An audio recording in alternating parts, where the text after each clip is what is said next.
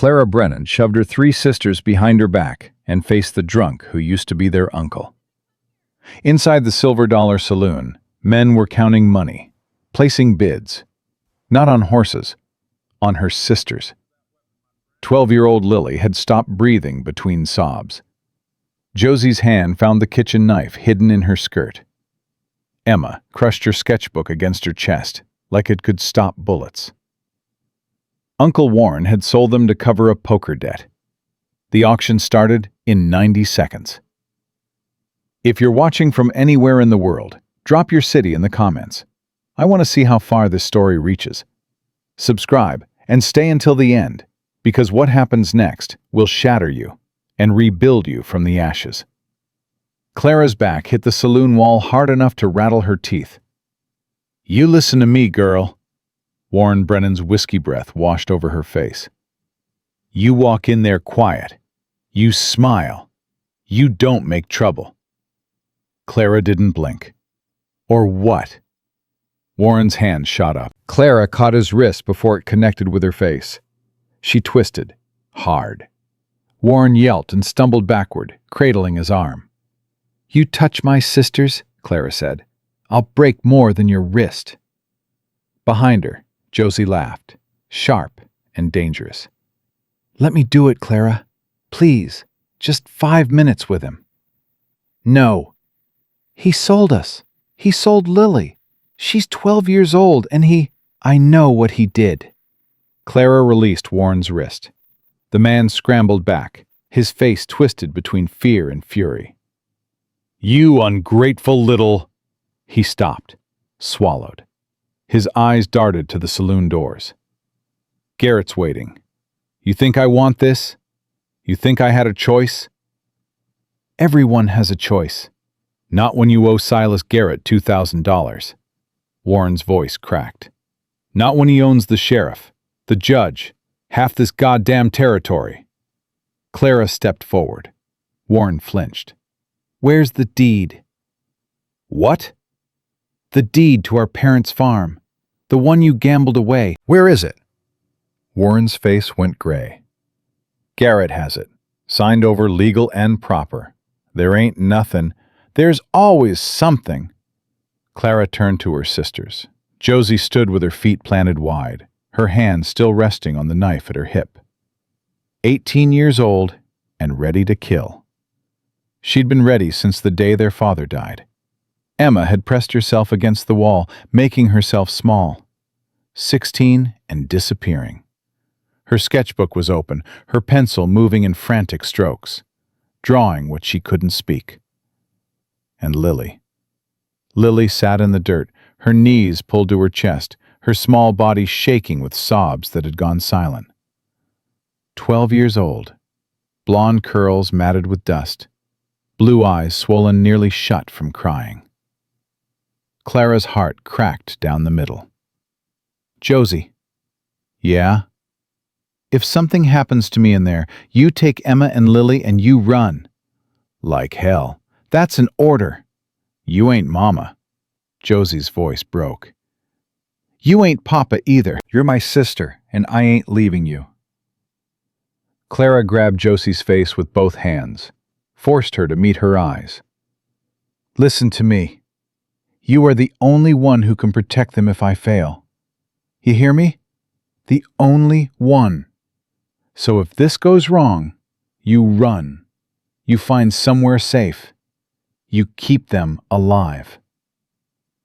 Josie's jaw worked. Her eyes glistened.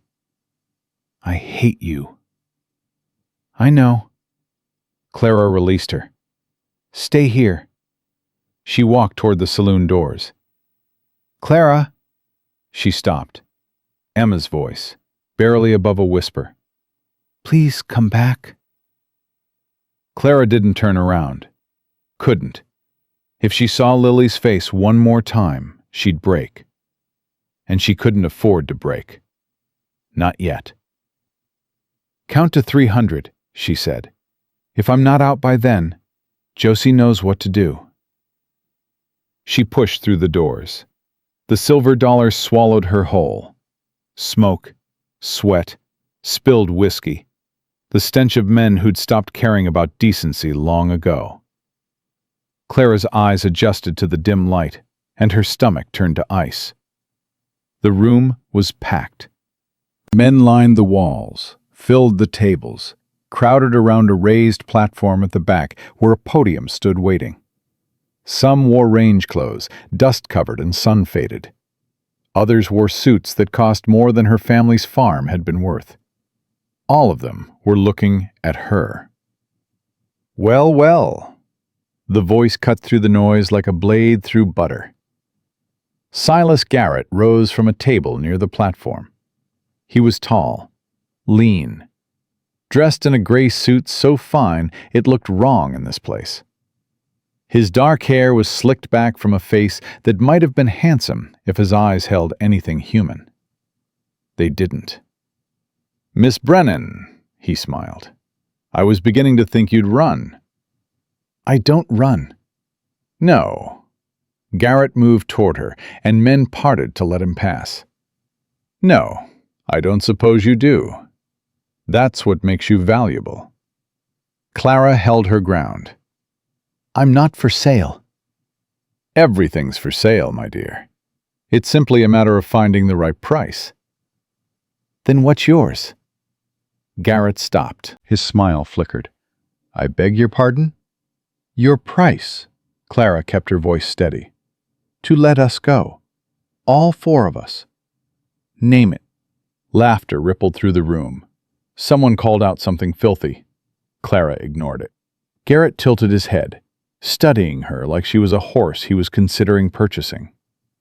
"You have money?" "I have land, skills. I can work." "You have nothing." Garrett's voice hardened. "Your uncle signed over the deed to your parents' farm 3 days ago. You have no property, no assets, no legal standing whatsoever." "Then why bother with an auction?" Clara stepped closer. "If we're worthless, why are all these men here?" The room went quiet. Garrett's eyes narrowed.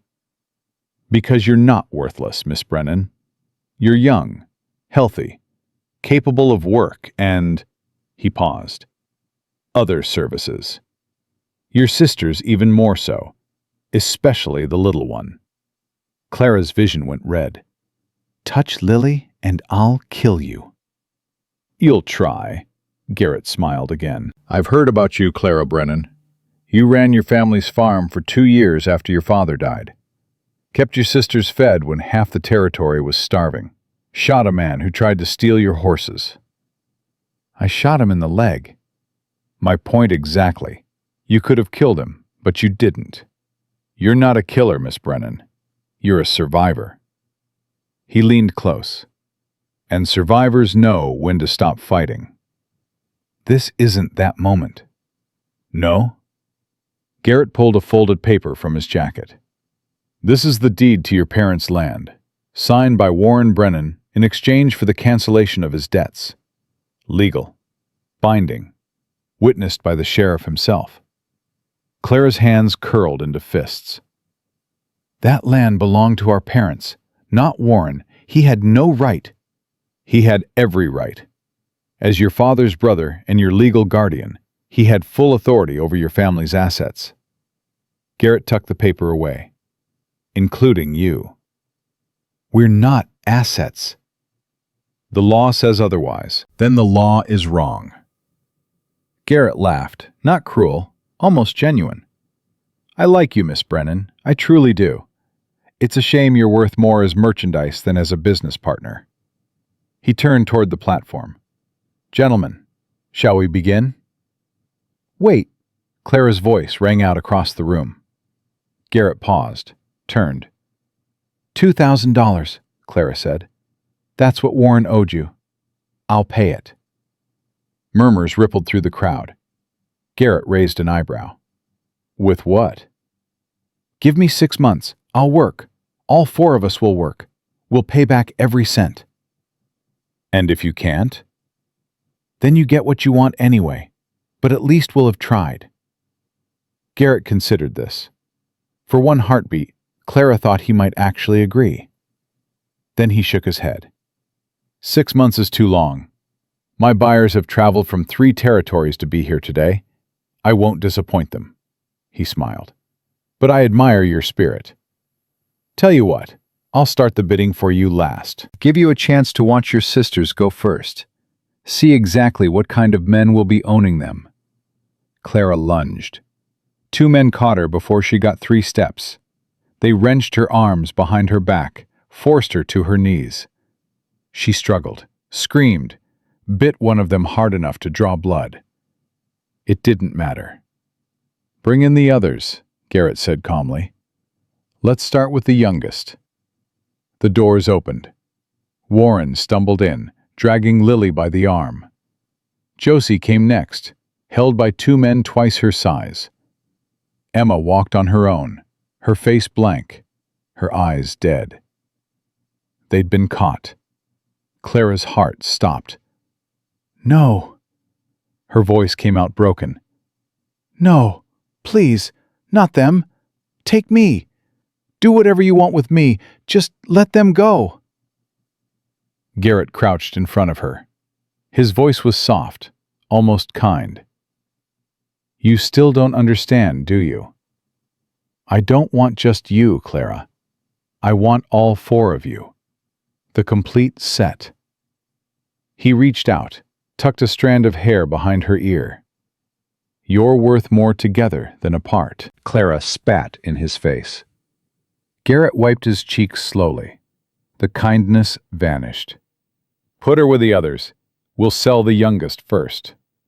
They dragged her to where her sisters huddled together. Lily threw herself into Clara's arms, sobbing. Josie's face was a mask of fury and helplessness. Emma stared at nothing.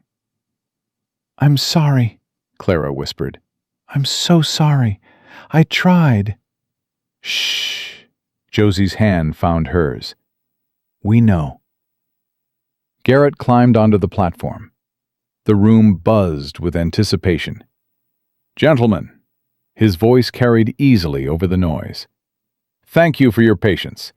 Today's auction features 4 items of exceptional quality. Sisters, all healthy and capable.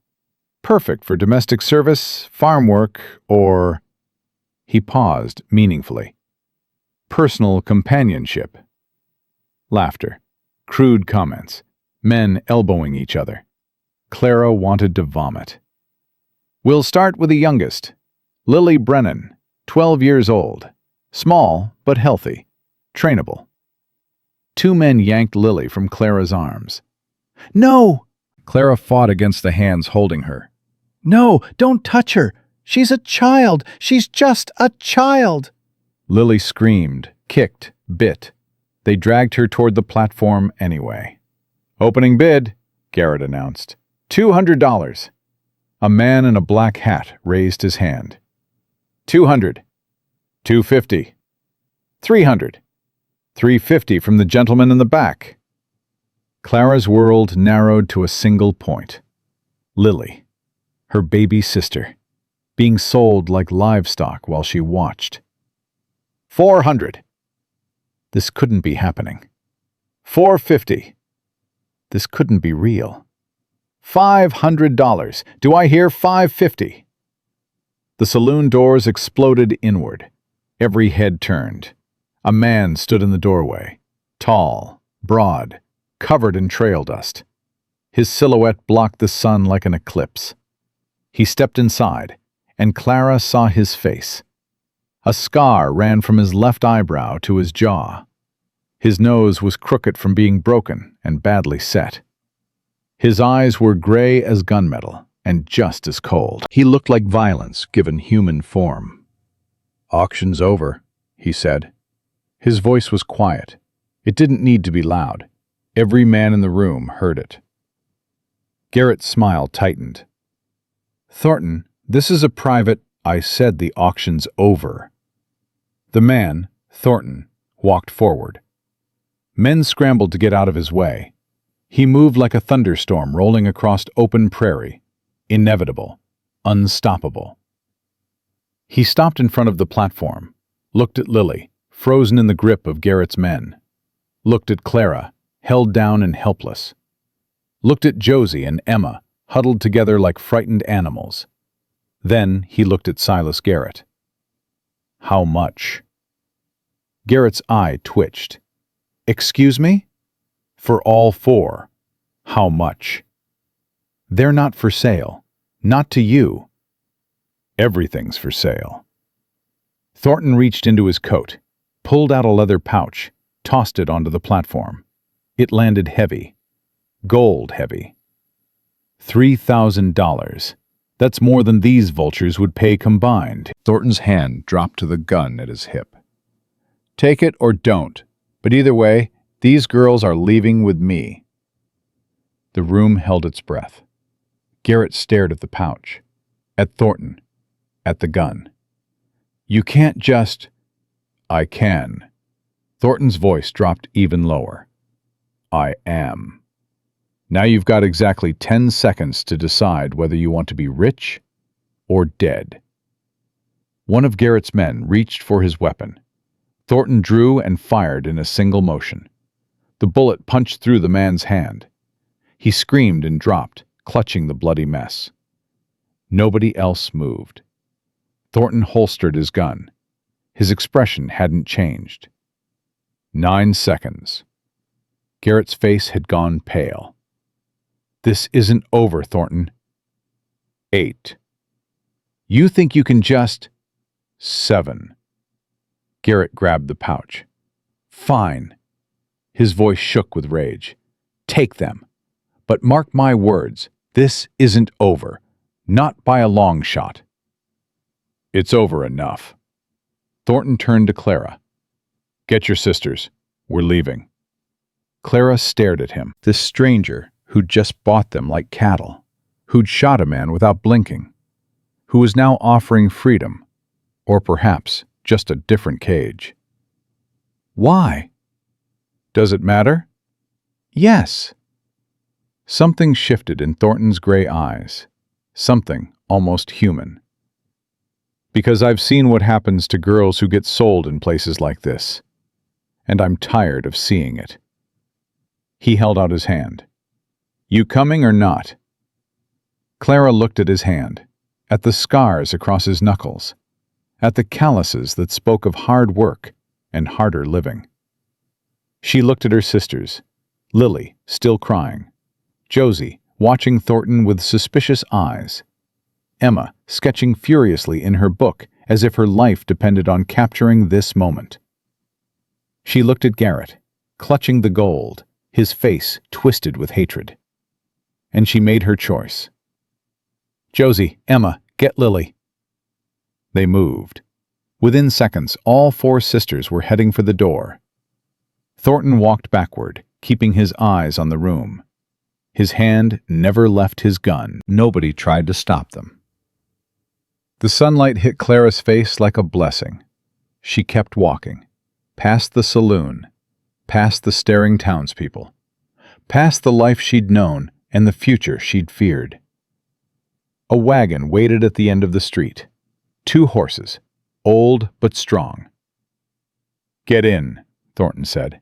All of you. Josie hesitated. Where are we going?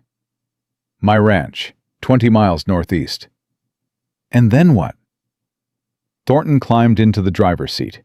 His back was to them. His voice was flat. Then we figure out how to keep you alive. Clara helped Lily into the wagon. The girl was shaking so hard she could barely climb. Emma followed, then Josie, who positioned herself to watch Thornton's back. Clara took the seat beside him. Thank you, she said quietly. Thornton didn't respond. He flicked the reins and the wagon lurched forward. They were 2 miles out of town when Lily collapsed. Clara! Emma's voice was sharp with fear. Something's wrong with Lily. Clara scrambled into the wagon bed. Lily lay crumpled against the side, her face flushed, her breath coming in shallow gasps. Clara pressed her hand to Lily's forehead. Burning. She's got a fever. Clara's voice cracked. A bad one. She was fine this morning. How? Shock, Thornton's voice cut through her panic. Heat. Fear. Her body shutting down. What do we do? Thornton whipped the horses harder. The wagon picked up speed. We ride. That's not an answer. It's the only one I've got.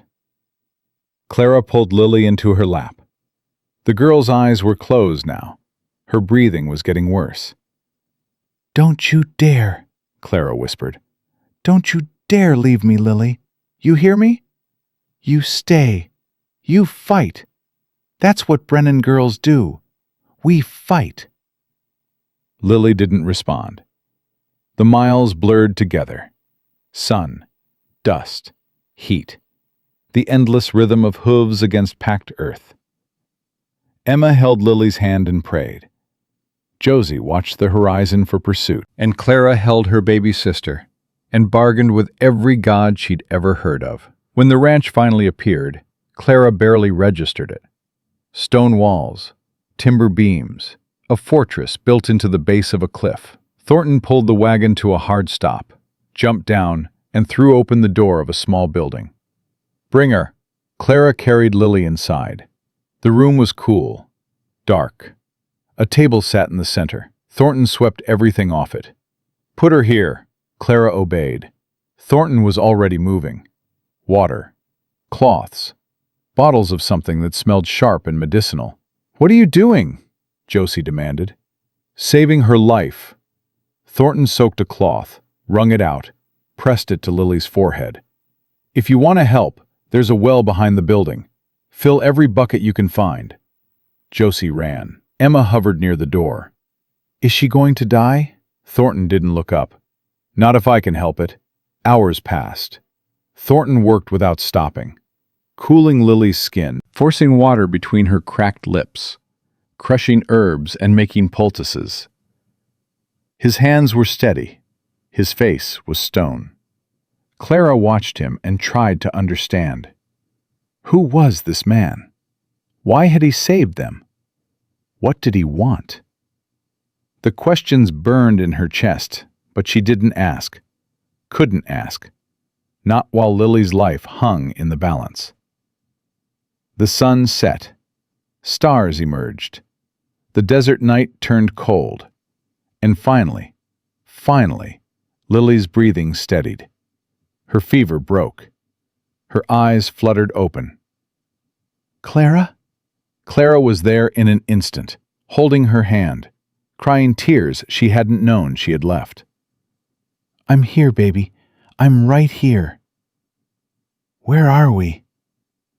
Clara looked at Jacob Thornton. He stood in the corner now, exhausted, blood on his hands, watching them with those empty gray eyes. Somewhere safe, Clara said. Thornton turned away, walked toward the door. There's food in the main house. Beds upstairs. Help yourselves. Wait. He stopped. Clara stood, crossed the room to stand in front of him. Why? Her voice was barely above a whisper. Why did you do this? All of it. The money, the ride, saving Lily. Why? Thornton was silent for a long moment. Then, I had a daughter once, Emma. She was 8. Clara's heart clenched. What happened to her? She died. Thornton's voice was flat, empty. She and her mother both. Fire. 18 years ago. I'm sorry. Don't be. It was a long time ago. He reached for the door. Get some sleep, Miss Brennan. Tomorrow we figure out what comes next. Clara. He paused. My name is Clara, not Miss Brennan. Something shifted in his face, almost too quick to catch. Clara, he repeated. Get some sleep, Clara. He walked out into the night. Clara stood in the doorway and watched him disappear into the darkness.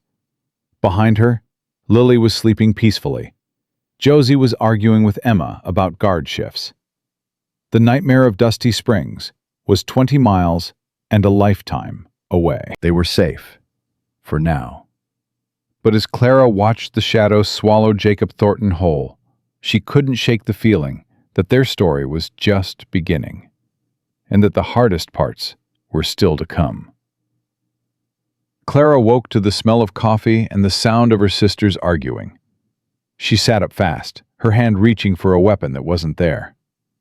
The unfamiliar room registered slowly. Stone walls, wooden beams, sunlight streaming through a small window. Thornton Ridge. They were at Thornton Ridge. The memories crashed back.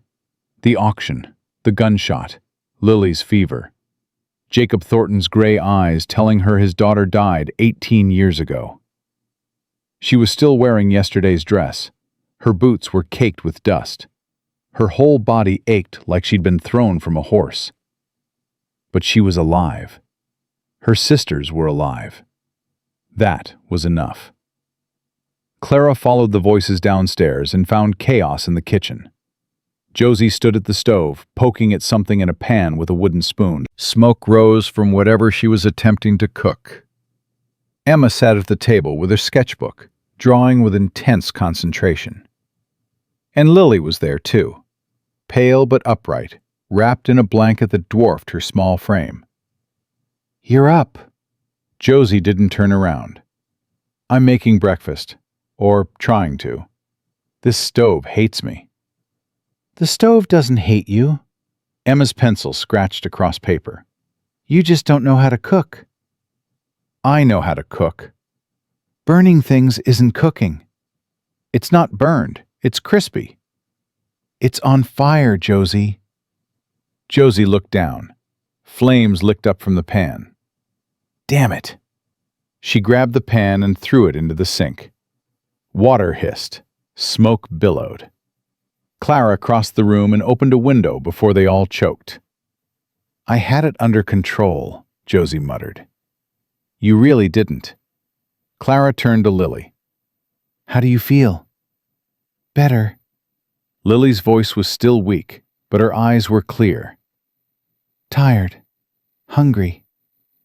"We're working on the hungry part," Josie said. "Or we were before the stove betrayed me." Clara examined the kitchen. Clean, well-stocked, better equipped than their old farmhouse had ever been. "Where's Thornton?" "Don't know," Josie shrugged. "Haven't seen him since last night. There's a note on the table." Clara picked up the folded paper. The handwriting was rough. Practical. "Gone to check the perimeter. Help yourselves to food. Don't leave the house." That was all. No explanation, no instructions.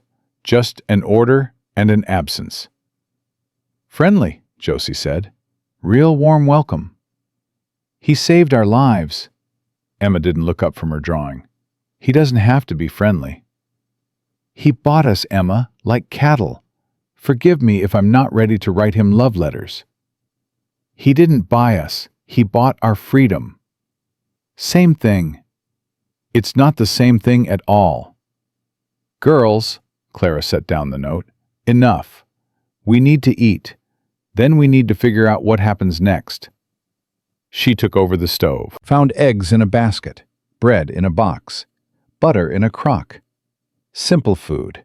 Real food. The first proper meal they'd had in days. They ate in silence at first. Then Lily spoke.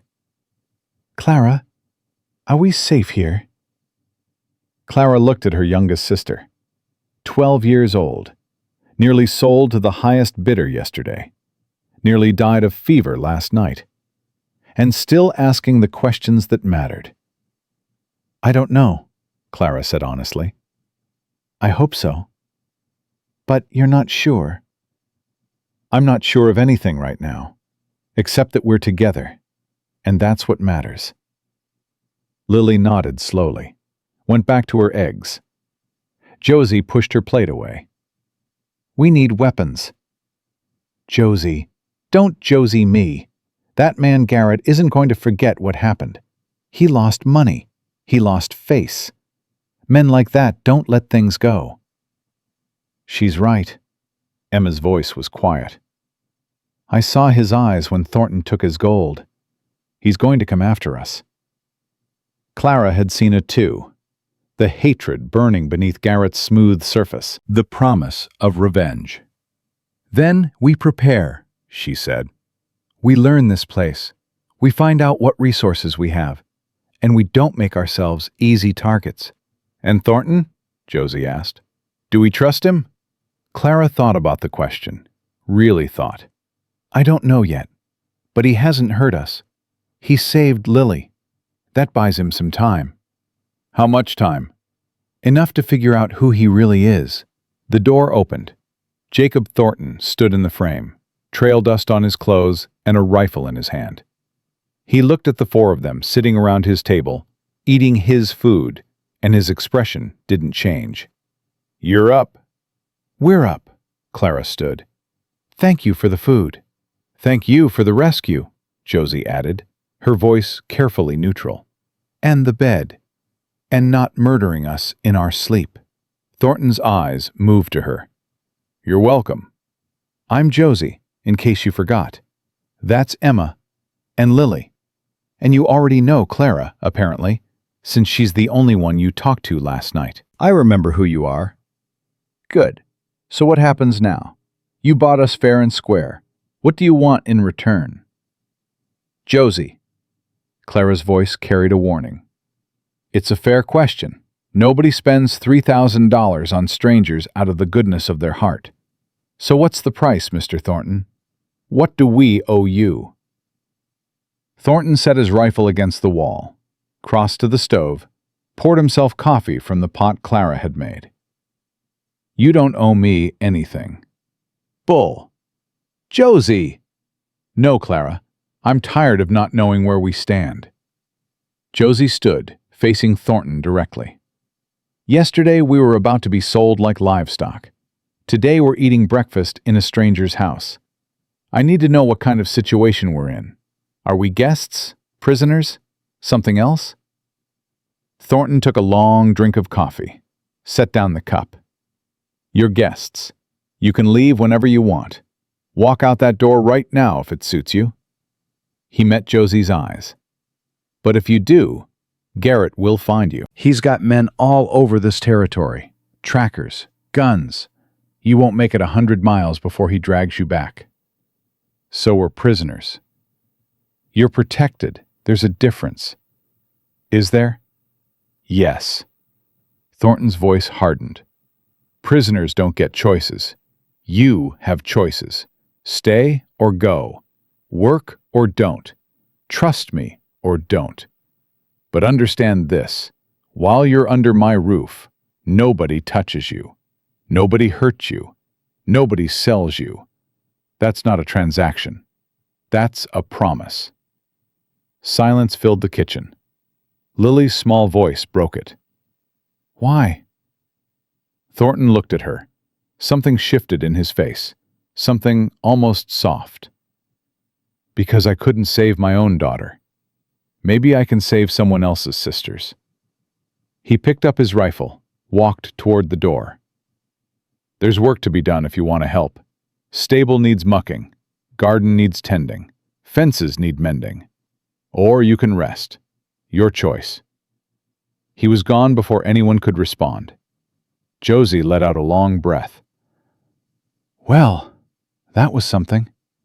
"He's telling the truth." Emma closed her sketchbook. "About his daughter. About all of it." "How do you know?" "Because I watched his eyes when he talked about her." Emma stood. "I'm going to find the garden." She walked out. Josie stared after her. "When did she get brave?" "She's always been brave." Clara started gathering dishes. "Just quiet about it." "What about you? What are you going to do?" Clara looked around the kitchen, at the house that wasn't hers, at the future that was completely uncertain. "I'm going to learn everything I can about this place, and about the man who brought us here." "You think he's dangerous?" "I think everyone's dangerous. The question is whether he's dangerous to us or for us." Josie nodded slowly. "I'll take the stable. Keep my eyes open." Be careful. Always am. Josie headed for the door, then stopped, turned back. Clara, whatever happens next, we handle it together, right? Right. Together. Josie left. Clara stood alone in the kitchen, surrounded by the remnants of breakfast and the weight of everything she didn't know. Then she started cleaning, because that's what you did when the world fell apart. You found something useful to do with your hands, while your mind figured out the rest. She spent the morning exploring the house. Thornton Ridge was bigger than it looked from outside. The main floor had the kitchen, a sitting room with a stone fireplace, and a study with a locked door. Clara tried the handle twice. It didn't budge. Upstairs were 4 bedrooms. 3 were clearly unused, the beds made with military precision, the surfaces dust-free but impersonal. The 4th showed signs of life.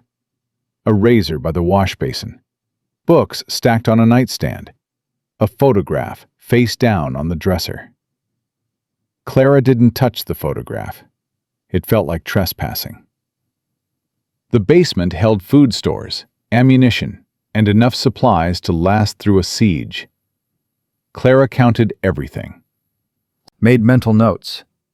Whoever Jacob Thornton was, he lived like a man expecting trouble.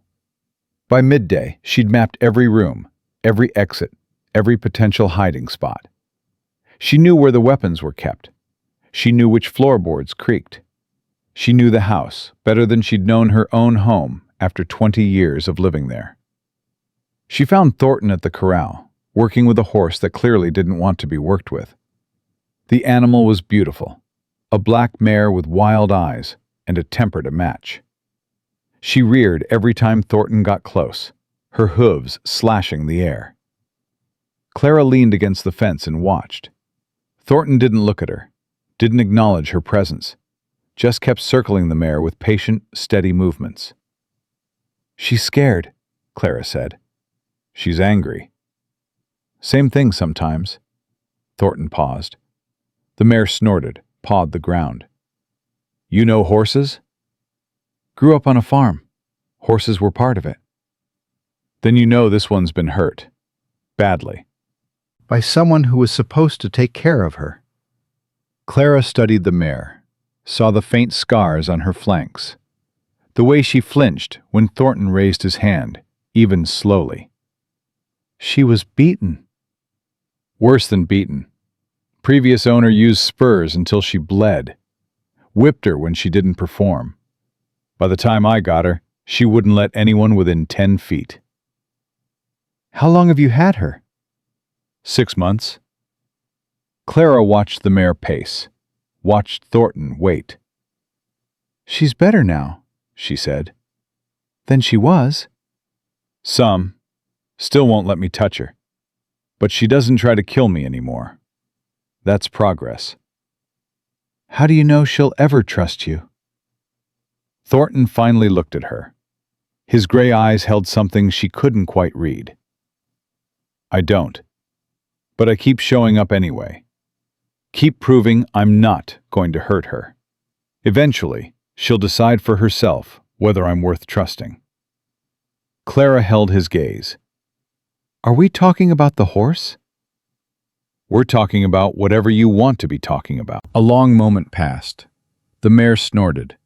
Somewhere behind them, Josie was cursing at something in the stable. "I searched your house," Clara said.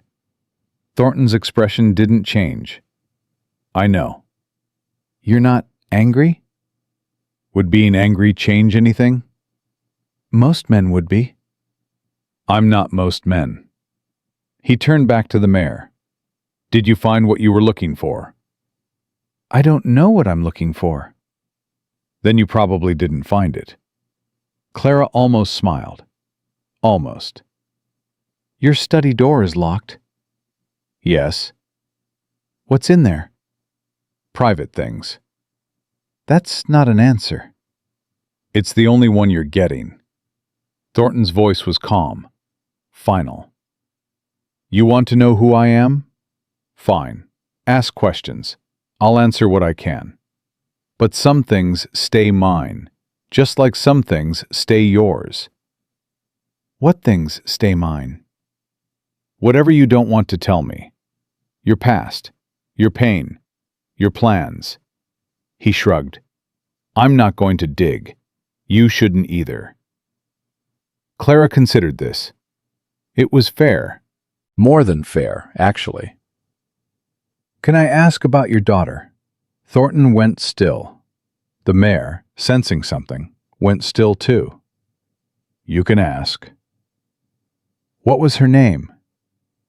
Annie. That's a beautiful name. She was a beautiful child. Thornton's voice was steady, but something underneath it trembled. Smart. Curious. Couldn't stop asking questions about everything. Used to follow me around the ranch, wanting to know how everything worked. How old was she? 8, when she died. And your wife? Martha. She was 32. Thornton's hand clenched on the rope he was holding. They died together, in a fire. Raiders hit our homestead while I was in town. By the time I got back, there was nothing left but ash. Clara's chest tightened. I'm sorry. Don't be. It was a long time ago. 18 years isn't that long. It's long enough. Thornton's jaw worked. Long enough to rebuild. Long enough to remember why I keep going. Why do you? He turned to face her fully. His eyes were gray as storm clouds and just as full of hidden lightning. Because giving up would mean they died for nothing, and I won't let that happen. Clara understood, more than she wanted to admit. Her parents had died 2 years ago. Her mother first, worn down by work and worry, and a body that just couldn't take any more. Her father, 3 months later, his heart giving out in the fields he'd worked his whole life. Clara had buried them both, had held her sisters while they cried, had taken over the farm and the responsibility and the crushing weight of keeping everyone alive. She knew what it meant to keep going when stopping felt easier. My parents died 2 years ago, she said. Both of them, within months of each other. Thornton nodded slowly. That's why you're so protective. That's why I have to be. You don't have to be anything. Not anymore. Not here. Clara shook her head. You don't understand. They're my responsibility. Josie, Emma, Lily. If something happens to them, it's my fault. No. Yes, I'm the oldest. I'm supposed to. You're supposed to be a sister, not a mother, not a soldier. Thornton's voice was firm. You want to protect them? Fine, that's natural. But you can't do it alone, and you can't sacrifice yourself in the process. Who said anything about sacrifice? Nobody had to. I can see it in your eyes. Thornton took a step closer. You're already calculating, planning, figuring out how to keep them safe no matter what it costs you. I know because I used to do the same thing. Used to? Before I realized that dying for someone isn't the same as living for them. The words hit Clara harder than she expected. She opened her mouth to respond, but the sound of hoofbeats cut her off. Both of them turned. A rider was approaching from the south, moving fast. Thornton's hand dropped to his gun. Get inside. What? Get your sisters. Get inside. Lock the doors. Who is it? I don't know. That's the problem. Clara didn't argue. She ran for the stable, found Josie elbow deep in horse muck, grabbed her arm. Inside, now. What's happening? Someone's coming. They found Emma in the garden, Lily sitting beside her in the shade. Clara gathered them all, herded them toward the house. What's wrong? Lily's voice was high with fear. Clara, what's wrong? Nothing. Probably nothing. Just being careful. They reached the porch just as the rider came into view. Not one of Garrett's men. Clara could see that immediately. This rider was older, weathered, sitting his horse with the ease of someone who'd spent 50 years in the saddle. Thornton stood in the yard, his hand still on his gun. "Thornton!" The rider pulled up, raising both hands to show they were empty. "Easy now. It's just me." Thornton relaxed, slightly. "Ezra, what brings you out?" The rider, Ezra, dismounted slowly. He was in his 60s, Clara guessed. Lean and tough, with a face like worn leather and eyes that missed nothing. "Trouble brings me out." Ezra glanced at the porch, at Clara and her sisters. "I see the rumors are true." "What rumors?" "That you bought 4 girls out of Silas Garrett's auction yesterday. That you shot one of his men doing it. That you rode out of Dusty Springs like the devil himself was chasing you." Thornton's jaw tightened. "Word travels fast." "Word always travels fast when it involves you and Garrett." Ezra tied his horse to the fence post. "Can we talk? In private?" Thornton looked at Clara, at her sisters. "Go inside. I'll be there soon." Clara hesitated. Every instinct screamed at her to stay, to listen, to know what was happening. But Thornton's eyes held a warning, not a threat, a warning. "Come on." She shepherded her sisters inside. "Let's give them space." They gathered in the kitchen. Josie immediately moved to the window. "I can't hear what they're saying." "That's probably the point. Don't you want to know?"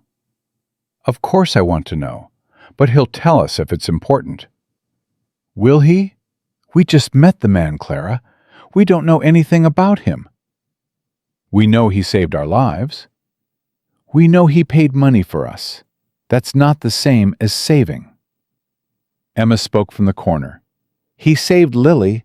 That was real." "Emma." "I watched him do it. He worked for hours. He didn't stop until she was breathing right again." Emma's voice was quiet but certain. "That wasn't about money. That was about caring." Josie fell silent. Lily curled up on a chair, her knees pulled to her chest. "I'm scared." Clara crossed to her, knelt down, took her hands. "I know, baby. I'm scared too." "You are?" "Of course. But being scared doesn't mean we give up. It means we're paying attention." "What if that man, Garrett, comes for us?" "Then we deal with it." "How?" Clara didn't have an answer. Not a real one. The door opened. Thornton stepped inside, Ezra behind him. Both men looked grim. "Girls," Thornton said, "this is Ezra Dawson. He owns the ranch east of here. He's a friend." Ezra tipped his hat. "Ladies?" "What's happening?" Clara stood. "What did you need to discuss privately?" Thornton and Ezra exchanged a look. "Tell them," Ezra said. "They deserve to know." Thornton's jaw worked. Then he nodded. "Garrett's putting a bounty on you. All 4 of you. $1,000 for information leading to your recovery." Clara's blood went cold. "Recovery? Like we're stolen property?" "That's how he's framing it. Says I took you illegally. Says he's got legal claim and I violated it." "That's a lie." "Doesn't matter. Enough money makes lies sound like truth." Thornton leaned against the doorframe. $1,000 is more than most men in this territory make in 2 years. There'll be bounty hunters coming from every direction. Josie's hand went to her hip, to the knife that was still there. "So we fight." "You don't fight bounty hunters, not if you want to live." "Then what do we do?" Thornton looked at Ezra. Ezra looked at Thornton. "We make a stand," Thornton said. "Here, at Thornton Ridge. We fortify, we prepare, and when they come, we make it clear that taking you isn't worth the cost." "That's your plan? Wait for them to attack?" "No. We also spread the word about what really happened. About what Garrett was doing in that saloon. About the auction. About the fact that he was selling children." Thornton's voice hardened. "Public opinion won't stop bullets, but it might slow some of them down." Ezra stepped forward. "I've already sent word to Tom Harker. He is to be sheriff before Garrett bought the current one. He's gathering men. Good men. Folks who are tired of Garrett running this territory like his personal kingdom." "How many men?" Clara asked. "A dozen, maybe more. Enough to make a difference." Clara processed this. An army forming to protect them. Strangers willing to risk their lives for 4 girls they'd never met. Why would they do that? Why would any of them care about us? Ezra's weathered face softened. Because what Garrett did was wrong. Everyone knows it. They've just been too scared to say so. He looked at Thornton. Until now. Until someone finally stood up. Thornton said nothing, but something flickered in his gray eyes. Something that might have been hope. "When will they come?" Clara asked. "The bounty hunters." "Could be days, could be weeks." Thornton pushed off from the doorframe. "Which means we've got time to prepare, but not much." "What do you need us to do?" Thornton looked at her sisters. "Learn to shoot, all of you. Learn this land like the back of your hand. Learn where to hide, how to run, when to fight."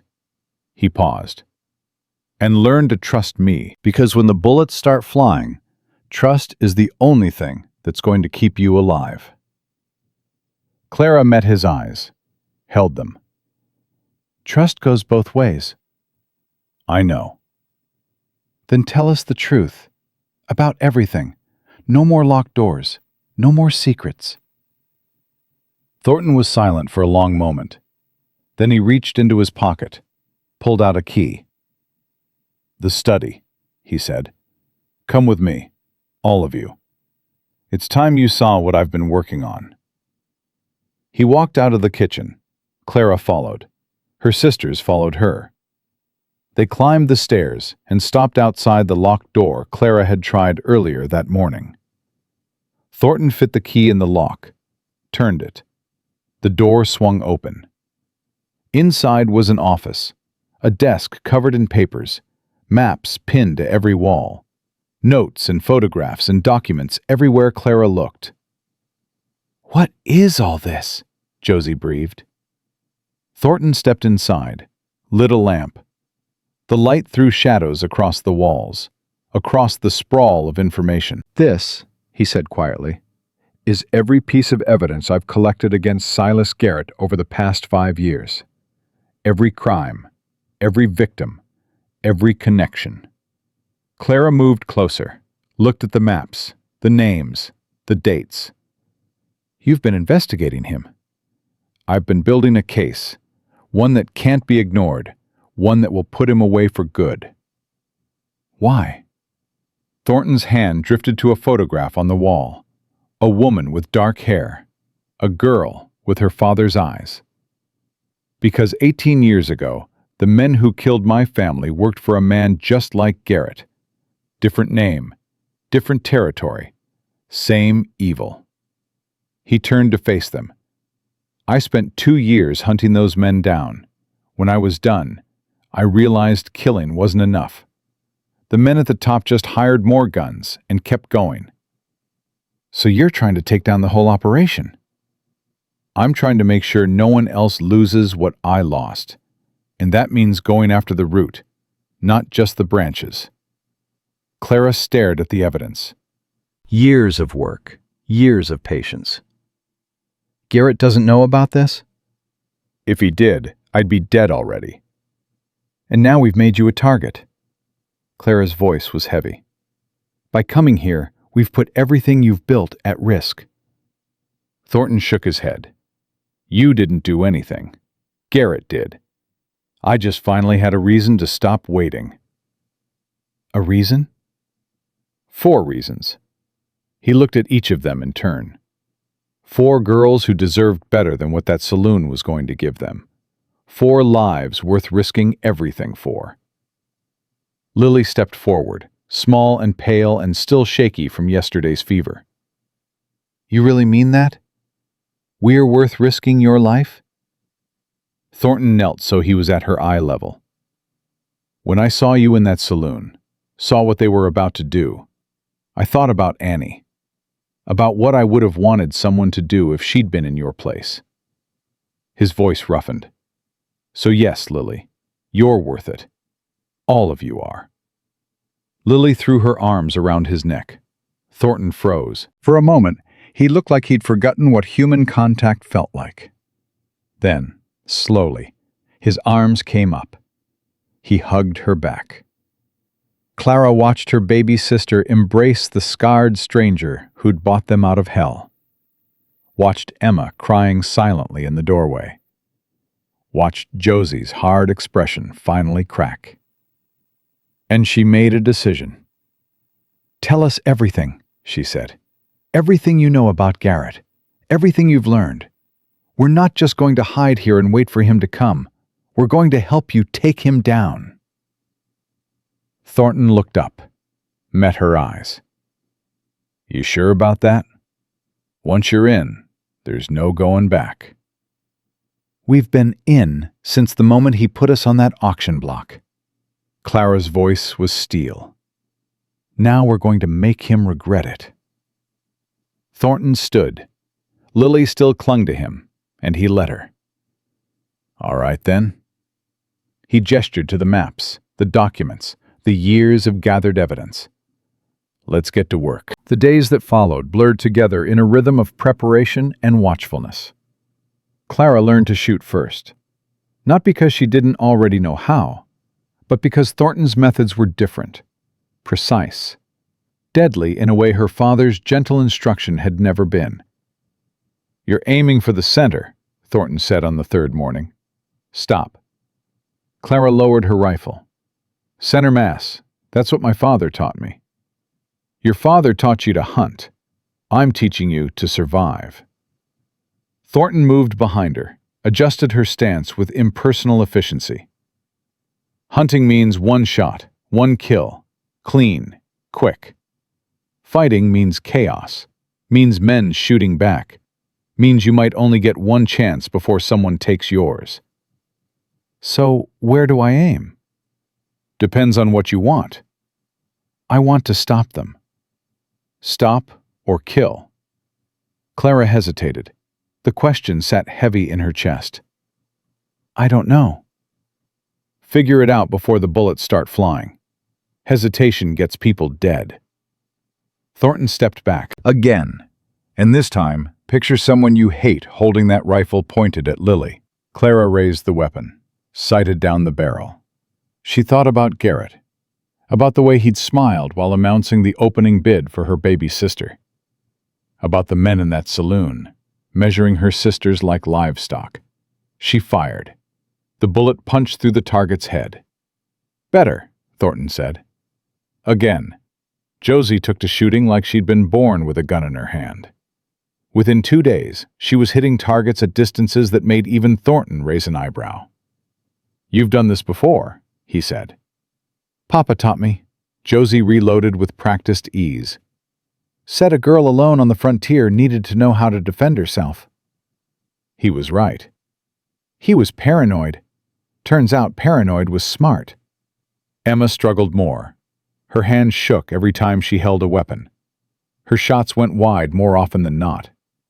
After the 5th missed target in a row, she threw the rifle down and walked away. Clara found her in the garden an hour later, her hands buried in soil, tears streaming down her face. "I can't do it." Emma's voice was raw. "I try to aim, and all I see is blood. All I think about is killing someone, taking a life. I can't." Clara knelt beside her. "You don't have to." "But Thornton said..." Thornton said we need to be ready. There's more than one way to be ready. Emma looked up. Like what? Like this. Clara gestured at the garden. At the rows of vegetables Emma had coaxed from the dry soil in just a few days. Food is survival too. Medicine. Knowledge. Not everyone has to hold a gun. Josie thinks I'm weak. Josie thinks anyone who isn't ready to fight is weak. She's wrong. Clara took her sister's dirt-stained hands. You're the one who kept us human during the worst of it. When Mama died, when Papa followed, when Uncle Warren drank himself into debt. You were the one who remembered birthdays, who picked wildflowers, who kept drawing even when there was nothing beautiful left to draw. Emma's tears fell faster. That's not strength. It's the only strength that matters. Clara pulled her into a hug. We need fighters, but we also need people worth fighting for. That's you, Emma. That's always been you. They stayed like that until Emma's tears dried, until the sun started its descent toward the horizon, until Lily's voice called them for dinner. Lily was the surprise. Too young to handle a rifle, too weak still from the fever that had nearly killed her, she found her own way to contribute. She watched. Everything, everyone, every detail that others missed. Mr. Thornton limps when he thinks no one's looking, she told Clara on the fourth night. His left leg. And he touches that scar on his face when he's thinking hard about something. And his hands shake sometimes, just a little, when he looks at that photograph in his bedroom. Clara stared at her. How do you know about the photograph? I explored, like you did, Lily shrugged. I saw his room. I didn't touch anything, but I saw. There's a picture of a woman and a little girl. He turned it face down, but I saw it before he did. You shouldn't spy on people. I'm not spying, I'm paying attention. Lily's blue eyes were too old for her 12 years. That's different. Clara couldn't argue. She'd taught Lily that skill herself, back when their uncle's moods could shift from weepy to violent without warning. Back when knowing what was coming meant the difference between safety and bruises. What else have you noticed? Lily thought for a moment. Ezra Dawson comes every day now. He and Mr. Thornton talk in the study with the door closed. I can't hear what they say, but when they come out, Mr. Thornton looks worried, and Mr. Dawson looks scared. Scared of what? I don't know, but whatever it is, it's getting closer. That night, Clara waited until her sisters were asleep before making her way downstairs. Thornton sat at the kitchen table, a lamp burning low, papers spread before him. He didn't look up when she entered. You should be resting. So should you. Clara pulled out a chair, sat across from him. What's happening? What aren't you telling us? Thornton's jaw tightened. For a moment, she thought he wouldn't answer.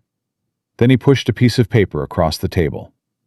A wanted poster, 4 faces sketched in rough detail. Clara recognized herself, her sisters. Wanted for theft and conspiracy, it read. $1,000 reward each. Return to Silas Garrett for payment. Theft, Clara said flatly. We're thieves now. According to Garrett, you stole yourselves. Property fleeing its rightful owner. That's insane. That's the law in territories where men like Garrett write it. Thornton took the poster back. These went up in every town within 100 miles. Ezra's been tearing them down where he can, but they keep appearing. So everyone in the territory is looking for us?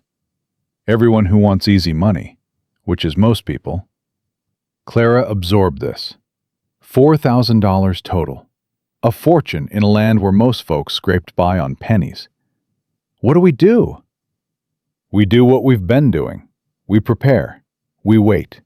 And we hope Tom Harker gets here with reinforcements before the bounty hunters do. Hope isn't a strategy. No, but sometimes it's all we've got. Clara studied his face in the lamplight. The scar, the broken nose, the eyes that held too much history. Tell me about her, she said quietly. Your wife. Thornton went still. Why? Because we're about to risk our lives together. Because I want to know who you were before all this. She paused. Because you know everything about us, and we know almost nothing about you.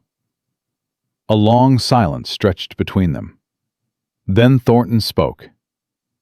Martha was a schoolteacher, came west from St. Louis to bring education to frontier children. Everyone said she was crazy, that a woman like her wouldn't last a month. A ghost of a smile crossed his face. She lasted 15 years, taught half the territory to read. How did you meet? She needed someone to build a schoolhouse. I needed a reason to stop running from my past. Thornton's hands curled around his coffee cup. We built the school together, got married in it, had Annie in the room where Martha talked mathematics. Annie. Clara remembered the name from before. Your daughter. My everything. Thornton's voice roughened. She had Martha's eyes and my stubbornness. Used to follow me around asking 100 questions about every horse, every fence post, every cloud in the sky. What happened the day they died? Thornton was quiet for so long, Clara thought he wouldn't answer. I went to town for lumber, was going to build an addition to the house, a library for Martha's books. His hands began to shake, just slightly. I told them I'd be back by supper, kissed Annie goodbye, told Martha I loved her. He stopped, swallowed hard. Raiders came at noon. Men I'd turned away from buying horses the week before. They were angry, drunk, looking to make a statement. His voice dropped to barely a whisper. They made one. Clara's chest ached. It wasn't your fault. I know. Do you?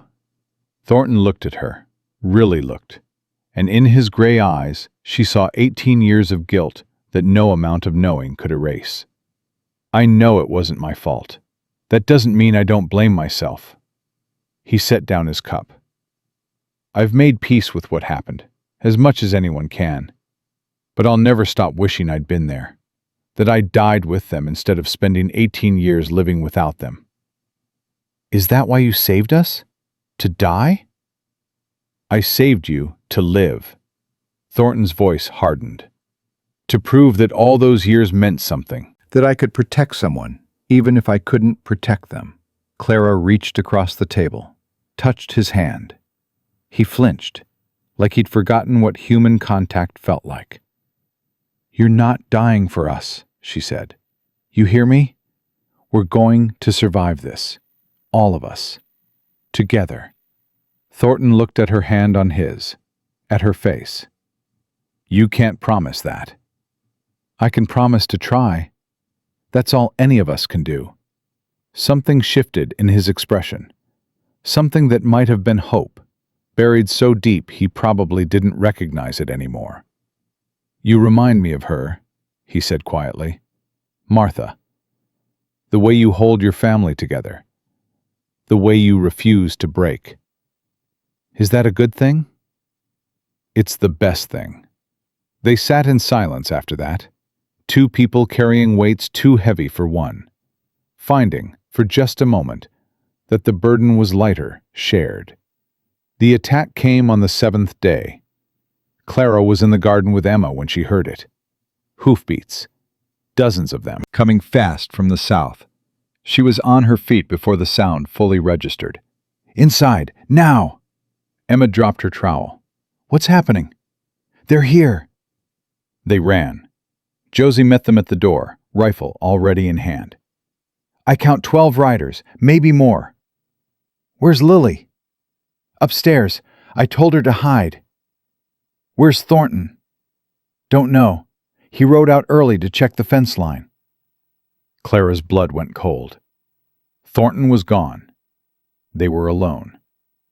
Close the shutters, bar the doors, get to the positions he showed us. They moved fast, days of preparation kicking in despite the fear. Clara took the front window. Josie took the back. Emma positioned herself at the stairs with the smallest rifle, shaking but present. The riders pulled up outside the stone wall. Clara peered through a gap in the shutters. Garrett wasn't with them. But the man leading the group was almost as bad.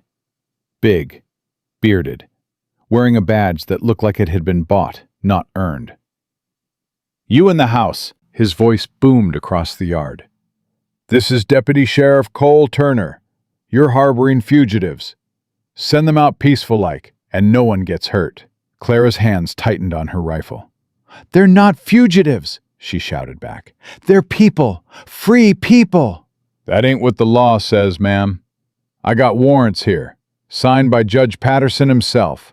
"Patterson is Garrett's man. Everyone knows it." "Don't matter whose man he is. The law's the law." Turner shifted in his saddle. "Now I'm going to give you to the count of 10 to send those girls out. After that, we come in and take them." Clara looked at Josie, at Emma. "What do we do?" Emma whispered. "We hold," Clara said. "We hold until Thornton gets back." "And if he doesn't?" Clara didn't answer. Couldn't. 1, Turner began counting. Clara's finger found the trigger. 2. She thought about Lily upstairs, about the life her baby sister hadn't gotten to live yet. 3. About her parents, dead in the ground, trusting her to protect their children. 4. About Martha and Annie, burned alive while the man who loved them was buying lumber for a library. 5. About Jacob Thornton, somewhere out there, not knowing that everything he'd built was about to fall apart. 6. Clara made a decision. 7. She stood up, opened the shutter. 8. Raised her rifle. 9. And fired. The shot took Turner's hat clean off his head. He yelped and ducked, his horse rearing. "Next one goes through your skull," Clara shouted. "You want those girls? Come get 'em." For a moment, nobody moved. Then Turner's face twisted with rage. "You stupid little—" He drew his pistol. "Boys, take them." The riders charged. Clara fired again, hit one man's shoulder. He screamed and fell from his saddle. Josie's rifle cracked from the back of the house. Another scream. The riders reached the wall, started climbing. Clara reloaded, fired, reloaded again. They kept coming. A window shattered somewhere behind her. Men's voices filled the house. "Clara!" Josie's scream. "They're inside!" Clara ran toward the sound, found Josie grappling with a man twice her size. The knife was in Josie's hand now, slashing at his arms, his face. Clara clubbed him with a rifle butt. He went down. Another man appeared in the doorway. Clara shot him in the leg. The house had become chaos. Smoke, screams, the crash of breaking furniture. "Emma!" Clara shouted. "Lily!" No answer. She ran for the stairs. A man blocked her path. Big, grinning.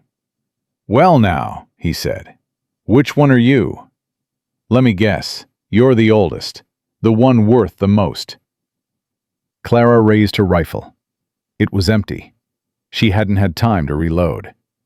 The man laughed. "Nice try, sweetheart." He lunged. Clara swung the rifle like a club. It connected with his head. He staggered but didn't fall. His fist caught her temple. Stars exploded across her vision. She hit the floor hard. The man stood over her, breathing heavy. "You're gonna pay for that. Before I turn you in, you're gonna pay." He reached for her. A gunshot exploded through the room. The man jerked, looked down at the hole in his chest, looked up with confusion. Then he crumpled. Jacob Thornton stood in the doorway, smoke curling from his pistol. "Get up," he said. "We're not done yet." Clara scrambled to her feet. "How did you—" "Heard the shooting. Rode hard." Thornton was already moving, checking corners, his gun sweeping. "Where are your sisters?" "I don't know. We got separated." "Find them. I'll handle the rest." He disappeared into the chaos. Clara ran upstairs. "Lily! Lily, where are you? A small voice from the closet in Thornton's bedroom. Clara? Clara threw open the door. Lily huddled inside, her arms wrapped around her knees, her face streaked with tears. It's okay. It's okay, baby. I'm here. I heard shooting. I heard screaming. I thought, I know, but we're okay. We're going to be okay. Emma, where's Emma? Clara's heart stopped. She didn't know. Stay here, she said. Don't move. Don't open this door for anyone but me or Mr. Thornton. Understand? Lily nodded, her eyes huge. Clara closed the closet door and ran back downstairs. The fighting had moved outside. She could hear gunshots in the yard, shouts, the whinny of frightened horses. She found Josie in the kitchen, bleeding from a cut on her forehead, standing over two unconscious men. Emma, Clara gasped. Have you seen Emma? Josie's face went white. They searched together, room by room, calling her name. They found her in the study. She was pressed against the wall, a man's hand around her throat, his pistol against her temple. Drop the guns, he said calmly. Both of you, or I paint the wall with her brains. Clara's rifle clattered to the floor. Josie's followed. The man smiled. Smart girls. Now, here's what's going to happen. You're going to walk out that door, nice and quiet. You're going to get on the horses waiting outside. And you're going to ride back to Dusty Springs, where you belong. Let her go, Clara said. Take me instead. I'm worth more. You're all worth the same to me. Dead or alive, the bounty pays. His grip tightened on Emma's throat. But alive is easier. So let's do this the easy way. Emma's eyes met Clara's. In them, Clara saw fear, and something else. Determination. Emma's hand moved, slowly, toward the knife on Thornton's desk. Don't even think about it, the man growled. He'd seen the movement. Emma froze. Smart. Now move, all of you, toward the door. Clara took a step. Emma took a breath. And then everything happened at once. Emma grabbed the knife and plunged it into the man's arm. He howled and released her, his gun swinging toward her face. Clara dove for her fallen rifle. Josie tackled the man from behind. The gun went off. The bullet buried itself in the ceiling. Clara got her hands on the rifle, swung it up. The man threw Josie off, raised his pistol again. Clara fired. The shot caught him in the chest. He stumbled backward, hit the wall, slid down it, leaving a red smear on the wood. His eyes found Clara's, held them for one endless moment. Then the light went out of them. Clara stood there, the rifle still raised, her whole body shaking. She'd killed a man. She'd taken a human life. Clara. Emma's voice, rough and scared. Clara, you saved me. Clara lowered the rifle, looked at her hands. They were trembling so badly she could barely keep her grip. I killed him. You saved me, Emma repeated. She crossed the room, wrapped her arms around Clara. You saved my life. Josie joined them. The three sisters held each other in the blood-stained study while the sounds of fighting faded outside. When they finally pulled apart, Thornton was standing in the doorway. His clothes were torn, his face was bloody, but he was alive. It's over, he said. They're retreating. Clara looked at the dead man on the floor, at her sisters, at the ranch that had become a battlefield. Is anyone else hurt? Ezra took a bullet to the shoulder. He'll live. 3 of their men dead, 5 more wounded. Thornton's eyes moved to the body, to the rifle in Clara's hands. You did what you had to do. I know. It doesn't feel like that right now. No. Clara's voice cracked. It doesn't. Thornton crossed the room, took the rifle from her hands, set it aside. Then he did something he'd never done before. He pulled her into his arms. Clara broke. All the fear, all the rage, all the guilt she'd been holding poured out in great heaving sobs. She cried into his chest while he held her, his hand stroking her hair, his voice murmuring words she couldn't hear but somehow understood. "You're okay," he said. "You're alive. Your sisters are alive. That's what matters. I killed him. You protected your family. There's no shame in that."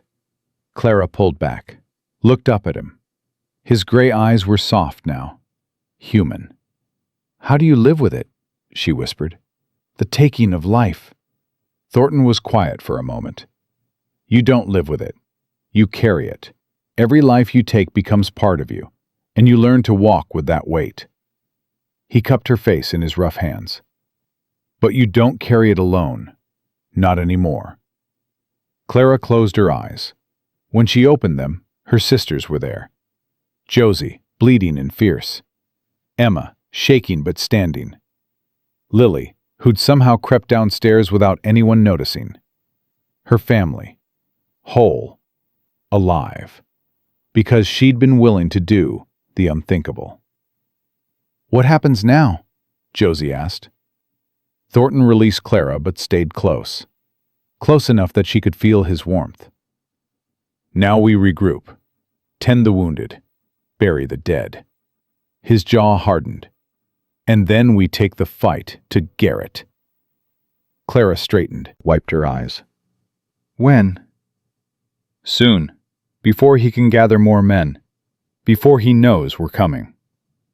Clara looked at her sisters, at the man who'd become something more than a stranger. "Then let's get ready," she said. "Because this ends. One way or another. This ends."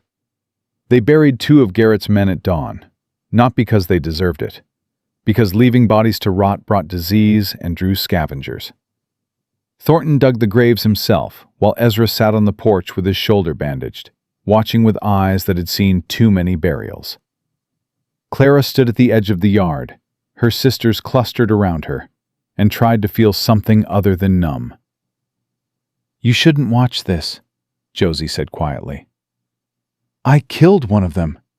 The least I can do is see him put in the ground." "Clara, don't." Clara's voice came out harder than she intended. "Don't tell me it was necessary.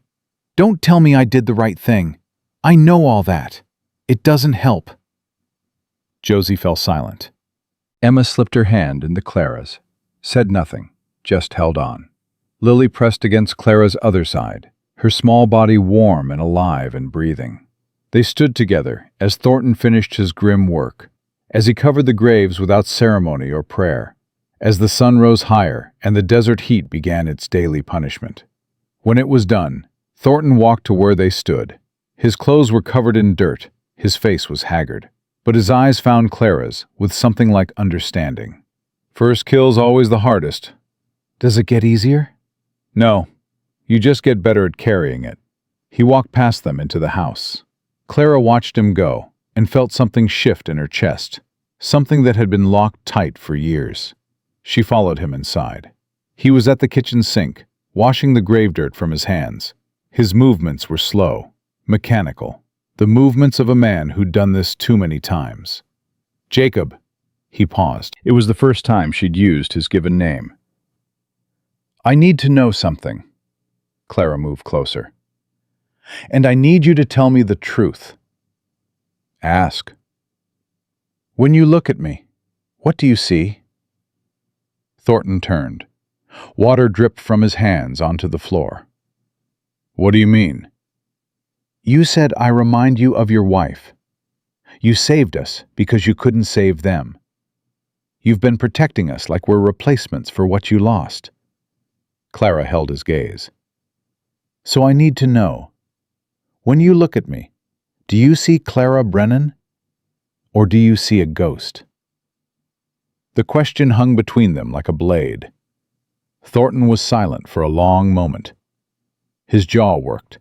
his hands curled into fists at his sides. "At first," he said slowly, "I saw Martha. The way you hold your family together.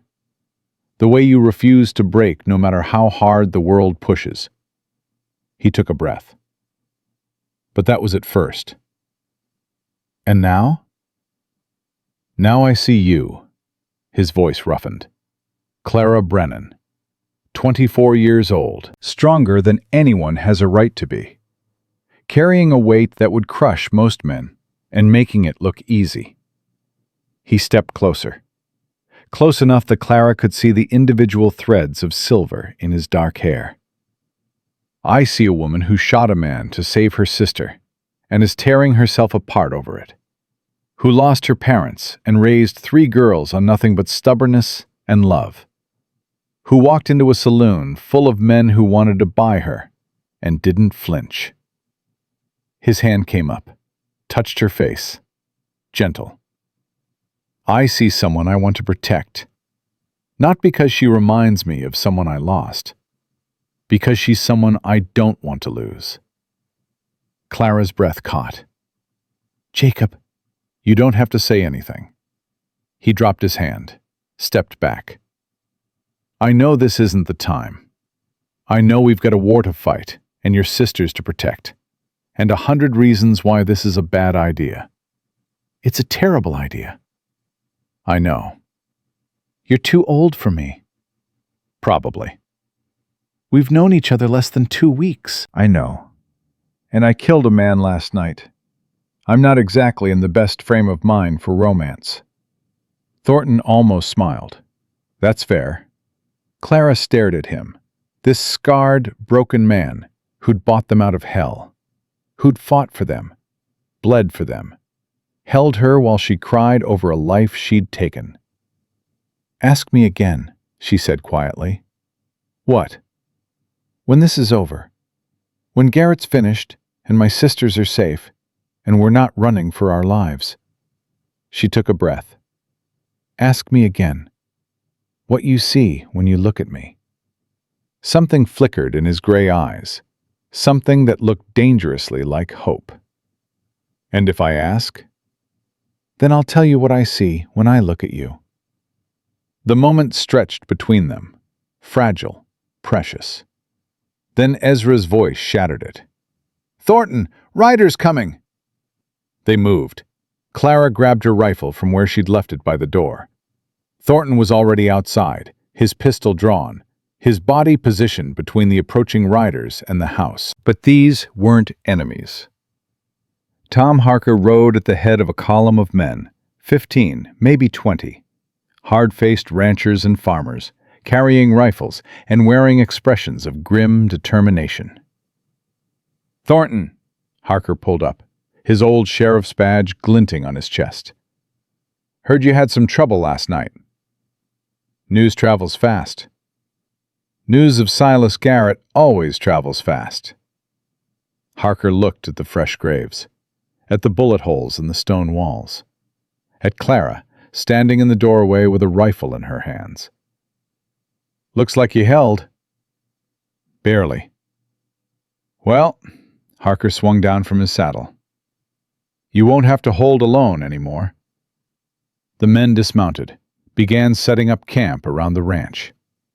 Some Clara recognized from Ezra's descriptions. The McAllister brothers, twins who'd lost their farm to Garrett's loan sharking. Old Pete Dawson, Ezra's father, 80 years old and still meaner than a rattlesnake. Tom Henderson, who'd run cattle before Garrett's men started rustling his herds. They all had stories. They all had reasons to hate Silas Garrett. And now they were here, ready to fight. Harker spread a map on Thornton's kitchen table that evening. The sisters gathered around, along with Ezra and the leaders of the assembled men. "Garrett's holed up in Dusty Springs," Harker said. "Got maybe 30 men with him. Hired guns, most of them. The kind who'll fight for money, but not for blood." 30 men, Josie leaned over the map. "We've got, what, 25? 23 able-bodied. Those aren't good odds." "No, But we've got something they don't. What's that? Harker looked around the table. Something worth dying for. Clara spoke up. What about the townspeople? The ones who aren't with Garrett? Scared, mostly. Garrett's had his boot on their necks for years. They want to fight, but they're afraid of what happens if they lose. Then we show them they don't have to be afraid. Clara stepped forward. We show them that Garrett can be beaten, that standing up to him doesn't mean dying. Thornton shook his head. That's a nice thought, but how do you propose we do it? We don't just attack, we expose him. Clara pulled the map closer. You've spent 5 years collecting evidence against Garrett. Crimes, victims, connections. What if we make that public? What if everyone in the territory knows exactly what kind of man he is? Most folks already know. Knowing and seeing are different things. Clara looked at Emma. You can draw, right? Better than anyone I know. Emma blinked. What does that have to do with anything? Those sketches you make, the ones that capture people so perfectly you can almost hear them breathe. Clara's mind was racing now. What if we made posters? Not wanted posters, truth posters. Pictures of Garrett's victims, names, dates, crimes. Thornton's eyes narrowed. You want to wage a war of information. I want to give people a reason to fight. Something more than anger. Something more than fear. Clara's voice strengthened. Garrett's power comes from everyone being too scared to stand together. We break that fear, we break him. The room was silent. Then Harker laughed, a short, surprised sound. Damn, you've got your father's mind for strategy, girl. You knew my father? Fought alongside him in the war. Best tactical thinker I ever met. Harker's weathered face softened. He'd be proud of you. Clara's throat tightened. Thank you. Thornton was studying her with an expression she couldn't quite read. It could work, he said slowly. Hit Garrett's reputation before we hit his men. Make the hired guns question whether the money's worth it. It's risky, Ezra pointed out. We'd need to get close to town. Spread those posters without getting caught.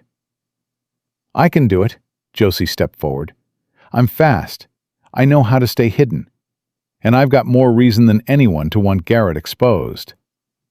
No. Clara's response was immediate. Absolutely not. Clara, you're not going into that town alone. It's too dangerous. Then come with me. Josie met her sister's eyes. Both of us, together. Clara wanted to refuse. Every protective instinct screamed at her to keep Josie safe, to keep all her sisters locked away where nothing could touch them. But Josie wasn't a child anymore.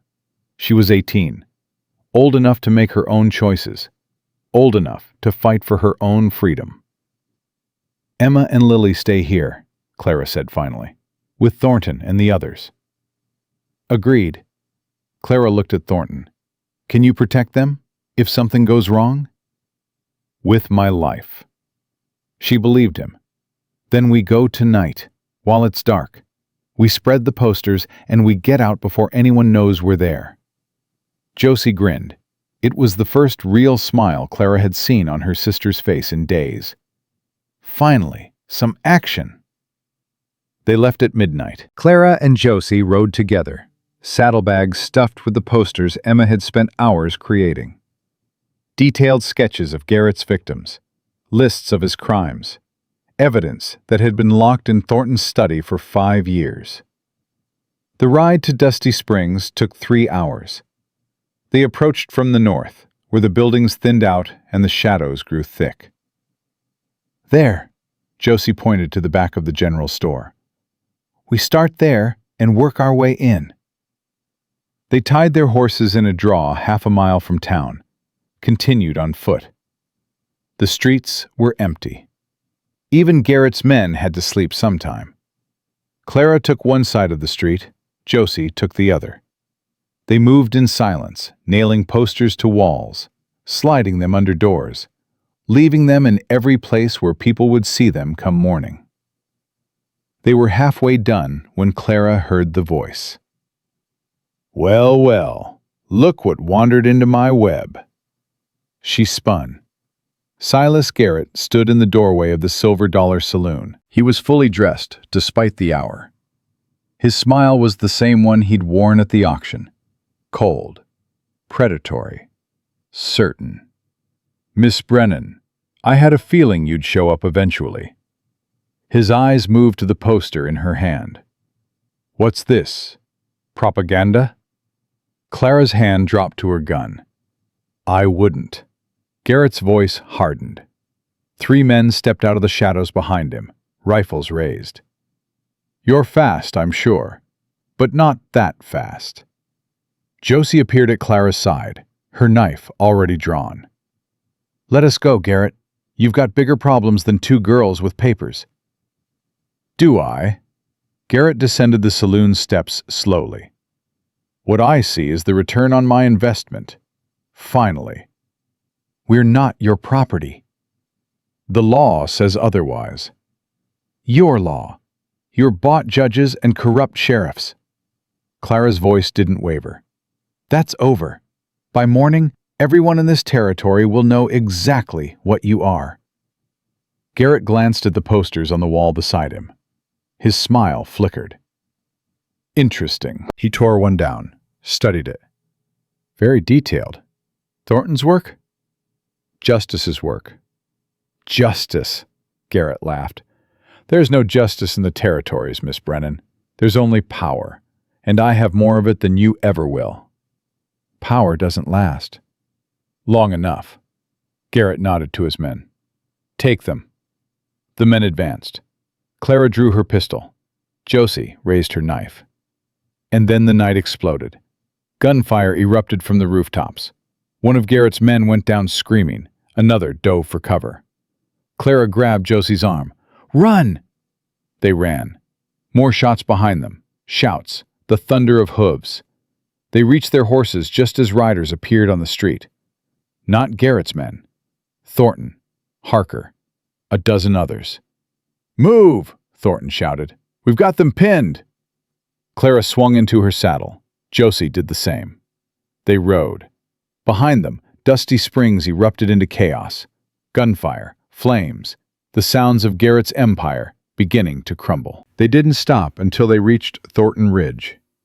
Clara dismounted on shaky legs. Josie was breathing hard beside her. "What happened?" Clara gasped. "How did you know?" Thornton swung down from his horse. His face was grim. "Lily." "What?" "She watched you leave. Followed you halfway to town before I caught her."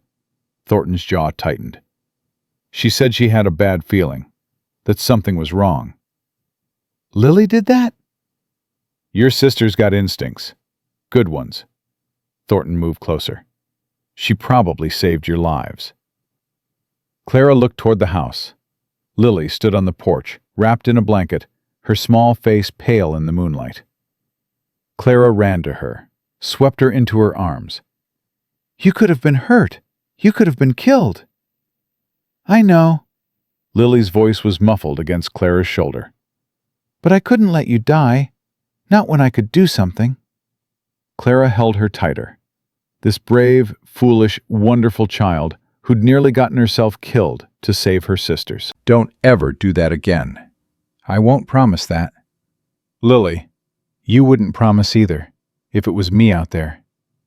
Lily pulled back, met Clara's eyes. "You'd have done exactly what I did, because that's what family does." Clara had no response to that, because Lily was right. Thornton approached them.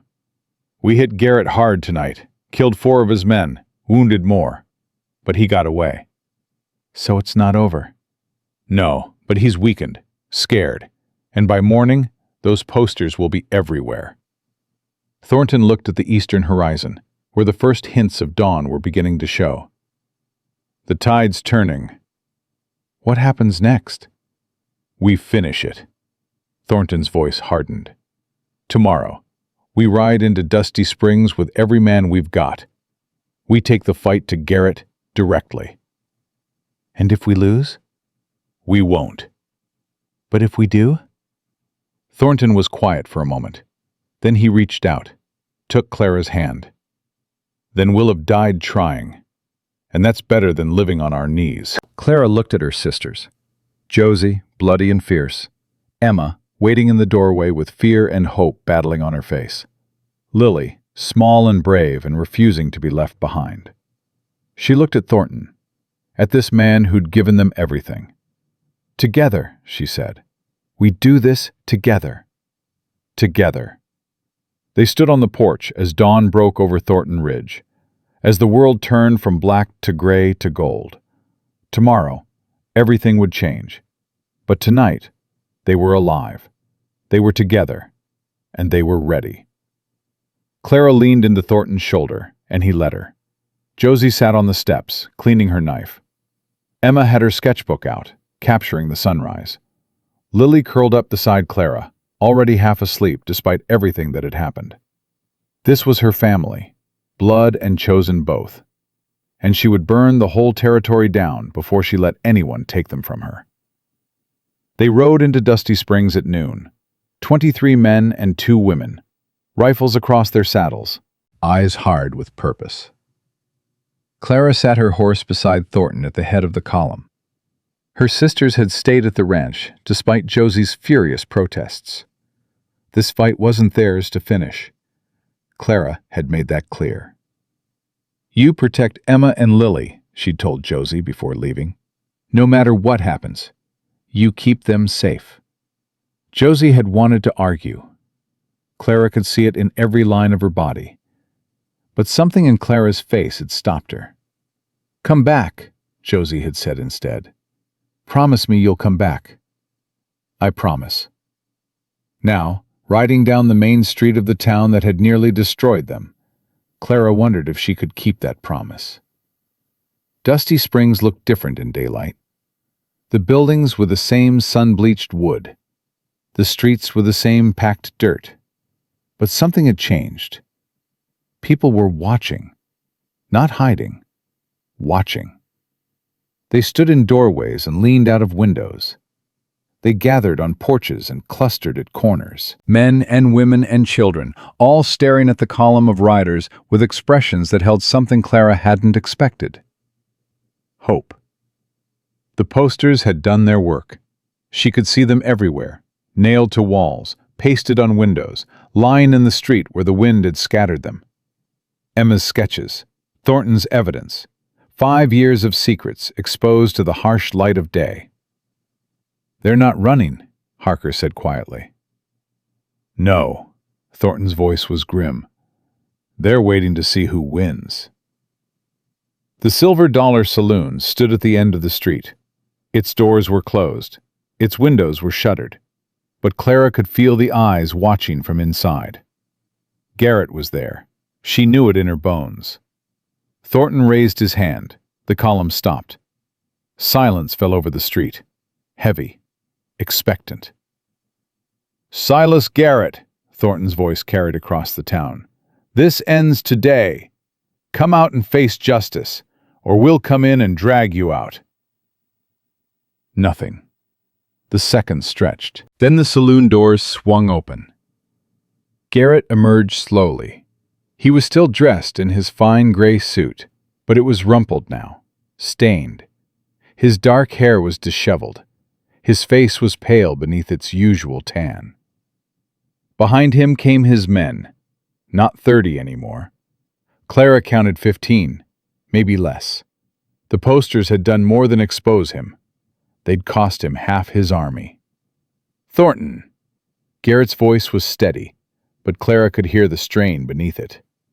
I should have killed you years ago.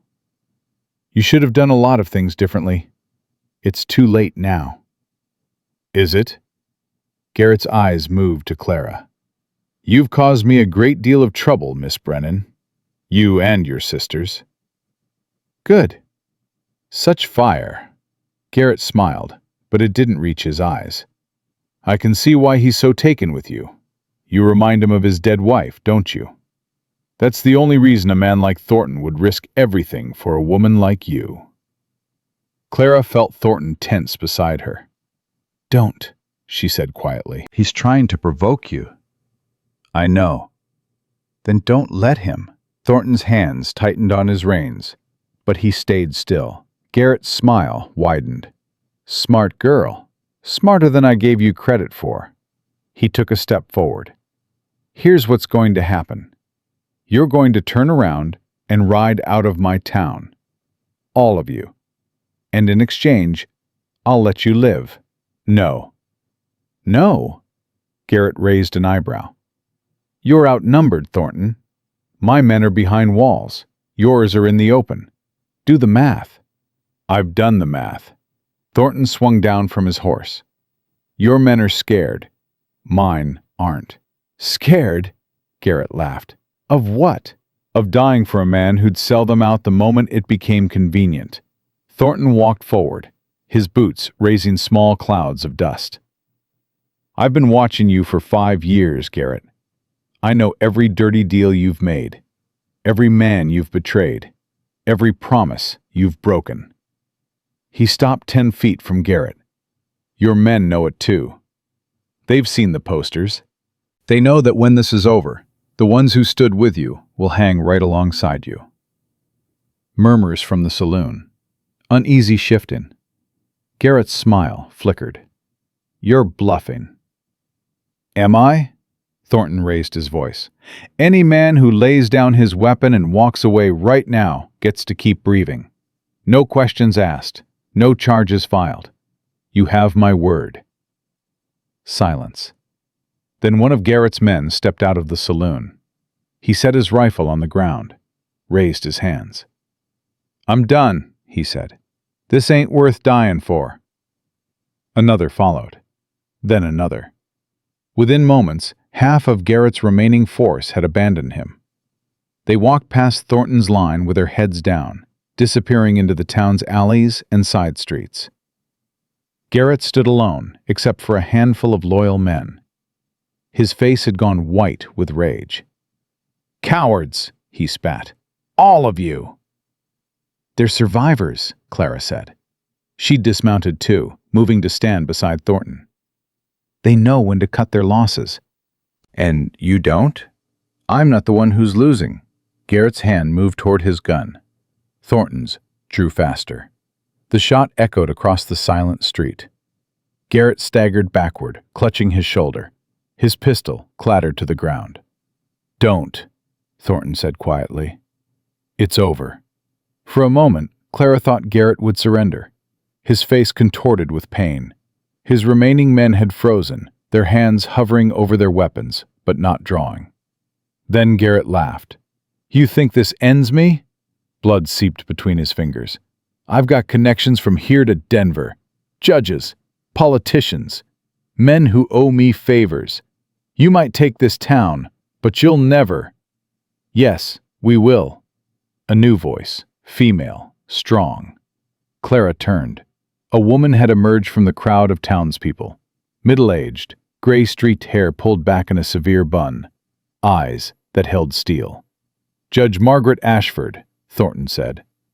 There was surprise in his voice, and something else. Respect. "Mr. Thornton." The woman walked forward, her boots clicking on the hard, packed street. "I received a very interesting package this morning. Documents, testimonies, evidence of crimes stretching back over a decade." She stopped in front of Garrett. "Silas Garrett, by the authority vested in me by the territorial government, you are under arrest for human trafficking, conspiracy to commit murder, fraud, extortion, and approximately 47 other charges that I will enumerate in detail at your trial." Garrett stared at her. "You can't do this. Patterson is the judge in this territory. Judge Patterson was removed from the bench this morning. I've been appointed as his replacement." Ashford's voice was ice. "Your network is collapsing, Mr. Garrett. Every man you've bribed, every official you've corrupted, Every connection you've cultivated.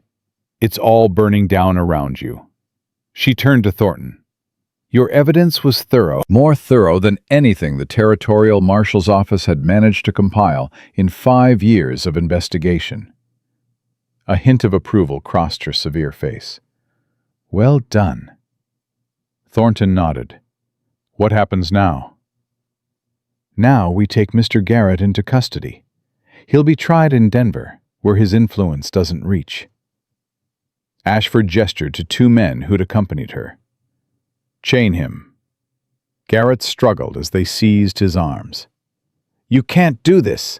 I built this town. I own half the territory. You owned half the territory, Clara said. She stepped forward, close enough to look into his eyes. Past tense. Garrett's face twisted with hatred. You'll regret this, girl. You and your sisters. I have a long memory. So do I. Clara held his gaze. I'll remember everything you did, everything you tried to do, and I'll spend the rest of my life making sure no one else goes through what we went through. You think you've won? I know we have. They dragged Garrett away. His curses echoed down the street, growing fainter, until finally they faded altogether. Clara stood in the middle of Dusty Springs and breathed. It was over. It was finally over. Thornton's hand found hers. You okay? I don't know. She looked at the town around her, at the people emerging from hiding, their faces filled with cautious hope. At the men who'd ridden with them, lowering their rifles, relaxing for the first time in days. I don't know what okay feels like anymore. You'll figure it out. His thumb traced circles on the back of her hand. We both will. The ride back to Thornton Ridge felt different than the ride out. Lighter, somehow. Like a weight had been lifted that Clara hadn't even realized she was carrying. The other riders broke off as they went, heading to their own homes, their own families, their own lives. By the time they crested the last hill, only Clara and Thornton remained. And there, on the porch of the ranch house, 3 figures waited. Lily saw them first. She shot off the porch like a bullet, running down the path, her blonde hair streaming behind her. Clara barely had time to dismount before Lily slammed into her. You're alive! Lily was crying and laughing at the same time. You came back! I promised. Josie and Emma reached them moments later. Josie's eyes were red-rimmed, though she'd never admit to crying. Emma was clutching her sketchbook, already drawing, capturing this moment for posterity. They held each other in the yard of the ranch that had become their home. 4 sisters who'd survived the unsurvivable, who'd fought for each other, and won. Is it over? Josie asked. Really over? Garrett's in custody, Thornton said. He'll stand trial in Denver. With the evidence we've gathered, he'll never see freedom again. And us? What happens to us? Clara pulled back from the embrace, looked at each of her sisters in turn. Whatever we want, her voice caught. For the first time in 2 years, we get to decide what happens next. What do you want to happen? Lily asked. Clara looked at Thornton, at this scarred, broken, beautiful man who'd given them everything. I want to stay, she said quietly. Here, at Thornton Ridge, if that's okay. Thornton's expression didn't change, but something in his eyes did. It's more than okay. But only if my sisters want to, Clara added quickly. We decide together, all 4 of us. Josie snorted. You really think I'm going anywhere? I've got a stable to run. Those horses won't train themselves. Emma? Emma looked up from her sketchbook. I want to design buildings. Real buildings. Maybe a school, like Martha had. You know about Martha? Lily told me. Emma smiled softly. A school sounds nice. The territory could use more education. Lily? The youngest Brennan squared her small shoulders. "I want to be a doctor, like the person who would have saved me if Mr. Thornton hadn't." She looked at Thornton with eyes too wise for 12 years. Is there a medical school nearby? "There's one in Denver," Thornton said. "You're a bit young, but by the time you're ready, I expect you'll be smarter than half the doctors there." Lily beamed. Clara felt tears prick her eyes. Her sisters, her family, building futures they'd never dared imagine. Then it's settled. Her voice was thick. We stay. That night, after dinner, after Lily had finally exhausted herself and gone to bed, after Josie and Emma had retreated to their rooms, Clara found Thornton on the porch. He sat in a wooden chair, staring out at the stars. A glass of whiskey rested untouched on the railing beside him. Clara settled into the chair next to his. "You should be sleeping," he said. So should you. "Can't. Too much to think about." Like what? Thornton was quiet for a moment. "Like what happens now. The fight's over. Garrett's finished. Your sisters are safe." He turned to look at her. You don't need me anymore. That's not true. "Isn't it?" Clara reached over, took his hand. You asked me something, back in the kitchen, before all this started. You asked what I see when I look at you. You said to ask again when it was over. It's over. Clara shifted her chair closer. So I'm telling you. She looked at him, at the scar that bisected his face, at the gray eyes that held too much pain and too little hope, at the hands that had killed to protect her and held her while she cried. When I look at you, I see a man who lost everything and somehow kept going, who built himself into something stronger than his pain, who saw 4 strangers about to be destroyed and decided he'd rather die than let it happen. Her voice softened. I see someone worth knowing, worth trusting.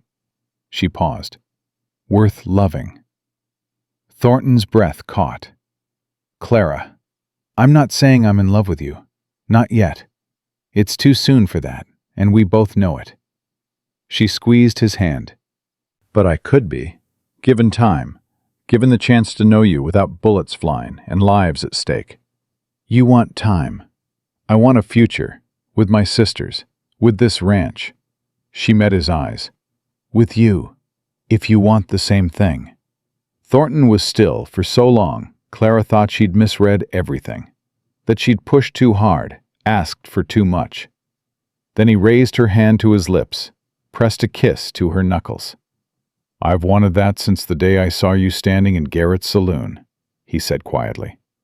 "Facing down a room full of men who wanted to buy you, and not showing an ounce of fear." I was terrified. "I know. That's what made it brave." He released her hand, stood, offered his palm to help her up. "It's late. We should sleep." Clara took his hand, let him pull her to her feet. "Jacob." "Yes?" She kissed him. It was brief, soft, a promise more than a passion. When she pulled back, his eyes were closed. His face held an expression she'd never seen before.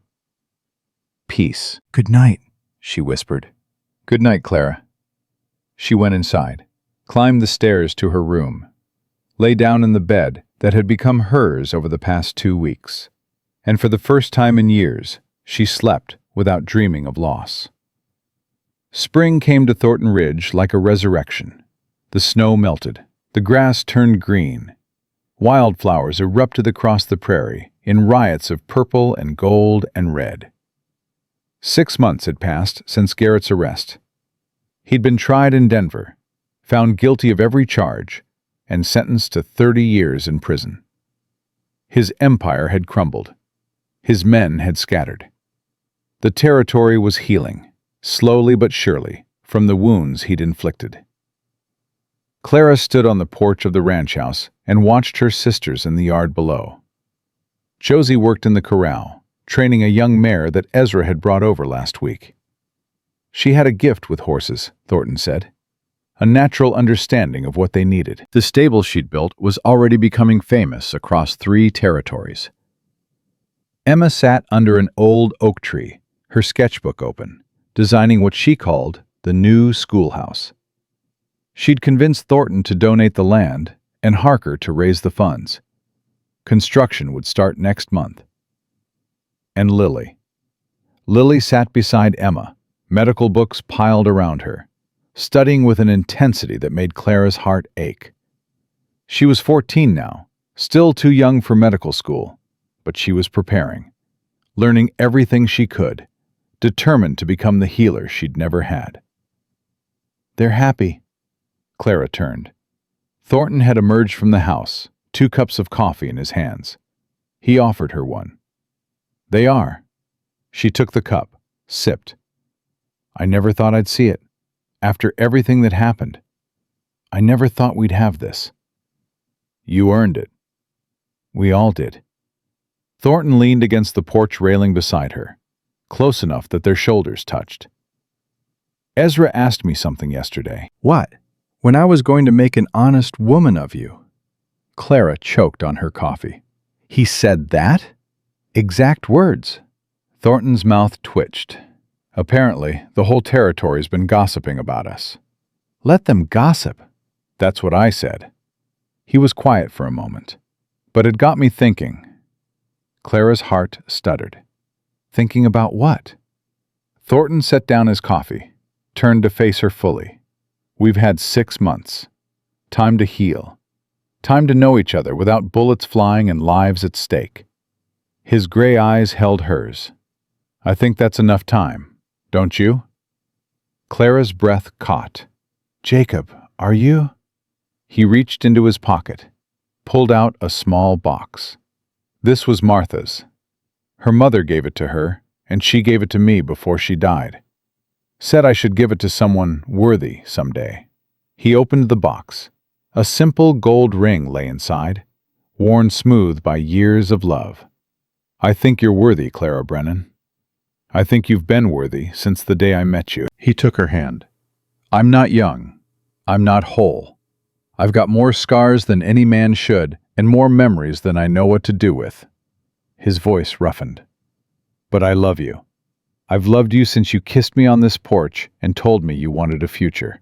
I've loved every stubborn, brave, infuriating inch of you." He slipped the ring onto her finger.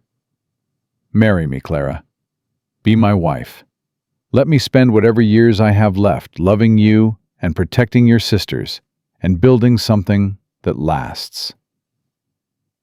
Clara looked at the ring on her finger, at this man she'd come to love in spite of everything, at the life stretching out before them, full of possibility. "Yes." The word came out as a whisper. "Yes?" Thornton's voice cracked. "You're sure?" "I've never been more sure of anything." She threw her arms around his neck. "Yes, Jacob Thornton, I'll marry you." He kissed her, not brief this time, not soft. A kiss that held every ounce of love he'd been holding back for months. A kiss that promised forever. When they finally broke apart, breathless and laughing, Clara's sisters were standing at the bottom of the porch steps, staring up at them with expressions ranging from shock to glee. "Finally!" Josie shouted. "I thought he'd never ask." "Did you say yes?" Lily was bouncing on her toes. "Clara, did you say yes?" She said yes. Thornton's arm was around Clara's waist. His smile was brighter than she'd ever seen it. She said yes. Emma was already sketching frantically. "I'm designing the wedding dress, and the decorations, and the—" "Breathe, Emma," Clara laughed. "We have time." How much time? Clara looked at Thornton, at her sisters, at the ranch that had become home, and the future that was finally, blessedly certain. All the time in the world. They were married in the summer, under the same oak tree where Emma had designed her schoolhouse. Tom Harker officiated. Ezra stood as best man. Josie, Emma, and Lily served as Clara's attendants, dressed in matching blue dresses that Emma had designed. The whole territory came, ranchers and farmers, shopkeepers and teachers, people whose lives had been touched by the fall of Silas Garrett and the rise of something new. Clara wore Martha's ring, and a dress sewn from fabric Thornton had ordered special from Denver. Her hair was pinned up with wildflowers. Her face glowed with a happiness she'd never dared dream of. When Harker pronounced them husband and wife, Thornton kissed her like the world was ending and beginning all at once. The celebration lasted until well past midnight. There was dancing and laughter and more food than Clara had ever seen in one place. Her sisters danced with ranchers' sons and traded stories with ranchers' wives, and slowly, beautifully, became part of the community that had fought for them. When the last guest finally left, Clara stood with Thornton on the porch of their home. Their home now. Truly. Any regrets? He asked. Clara thought about the auction in Dusty Springs, about the terror and the helplessness and the certainty that their lives were over. She thought about Thornton walking through those saloon doors, about the gold he'd paid and the bullets he'd fired, and the love he'd given without expecting anything in return. She thought about her sisters, sleeping peacefully inside, safe and whole, and dreaming of futures they'd once been denied. "No regrets," she said. "Not a single one." Thornton pulled her close. "Welcome home, Mrs. Thornton." Clara smiled against his chest.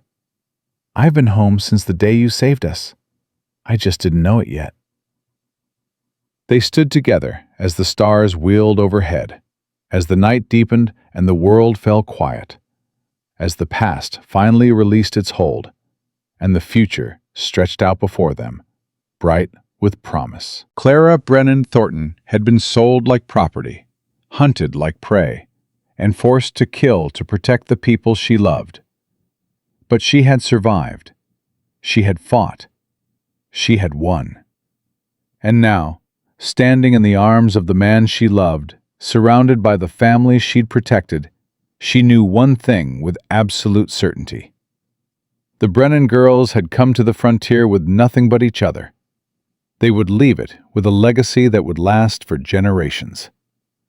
Because that was what family meant. Not blood, not obligation, but love fierce enough to face down any darkness, any danger, any demon that dared to threaten it. Clara had learned that lesson in fire and blood and tears. She would never forget it. And neither would anyone who heard their story.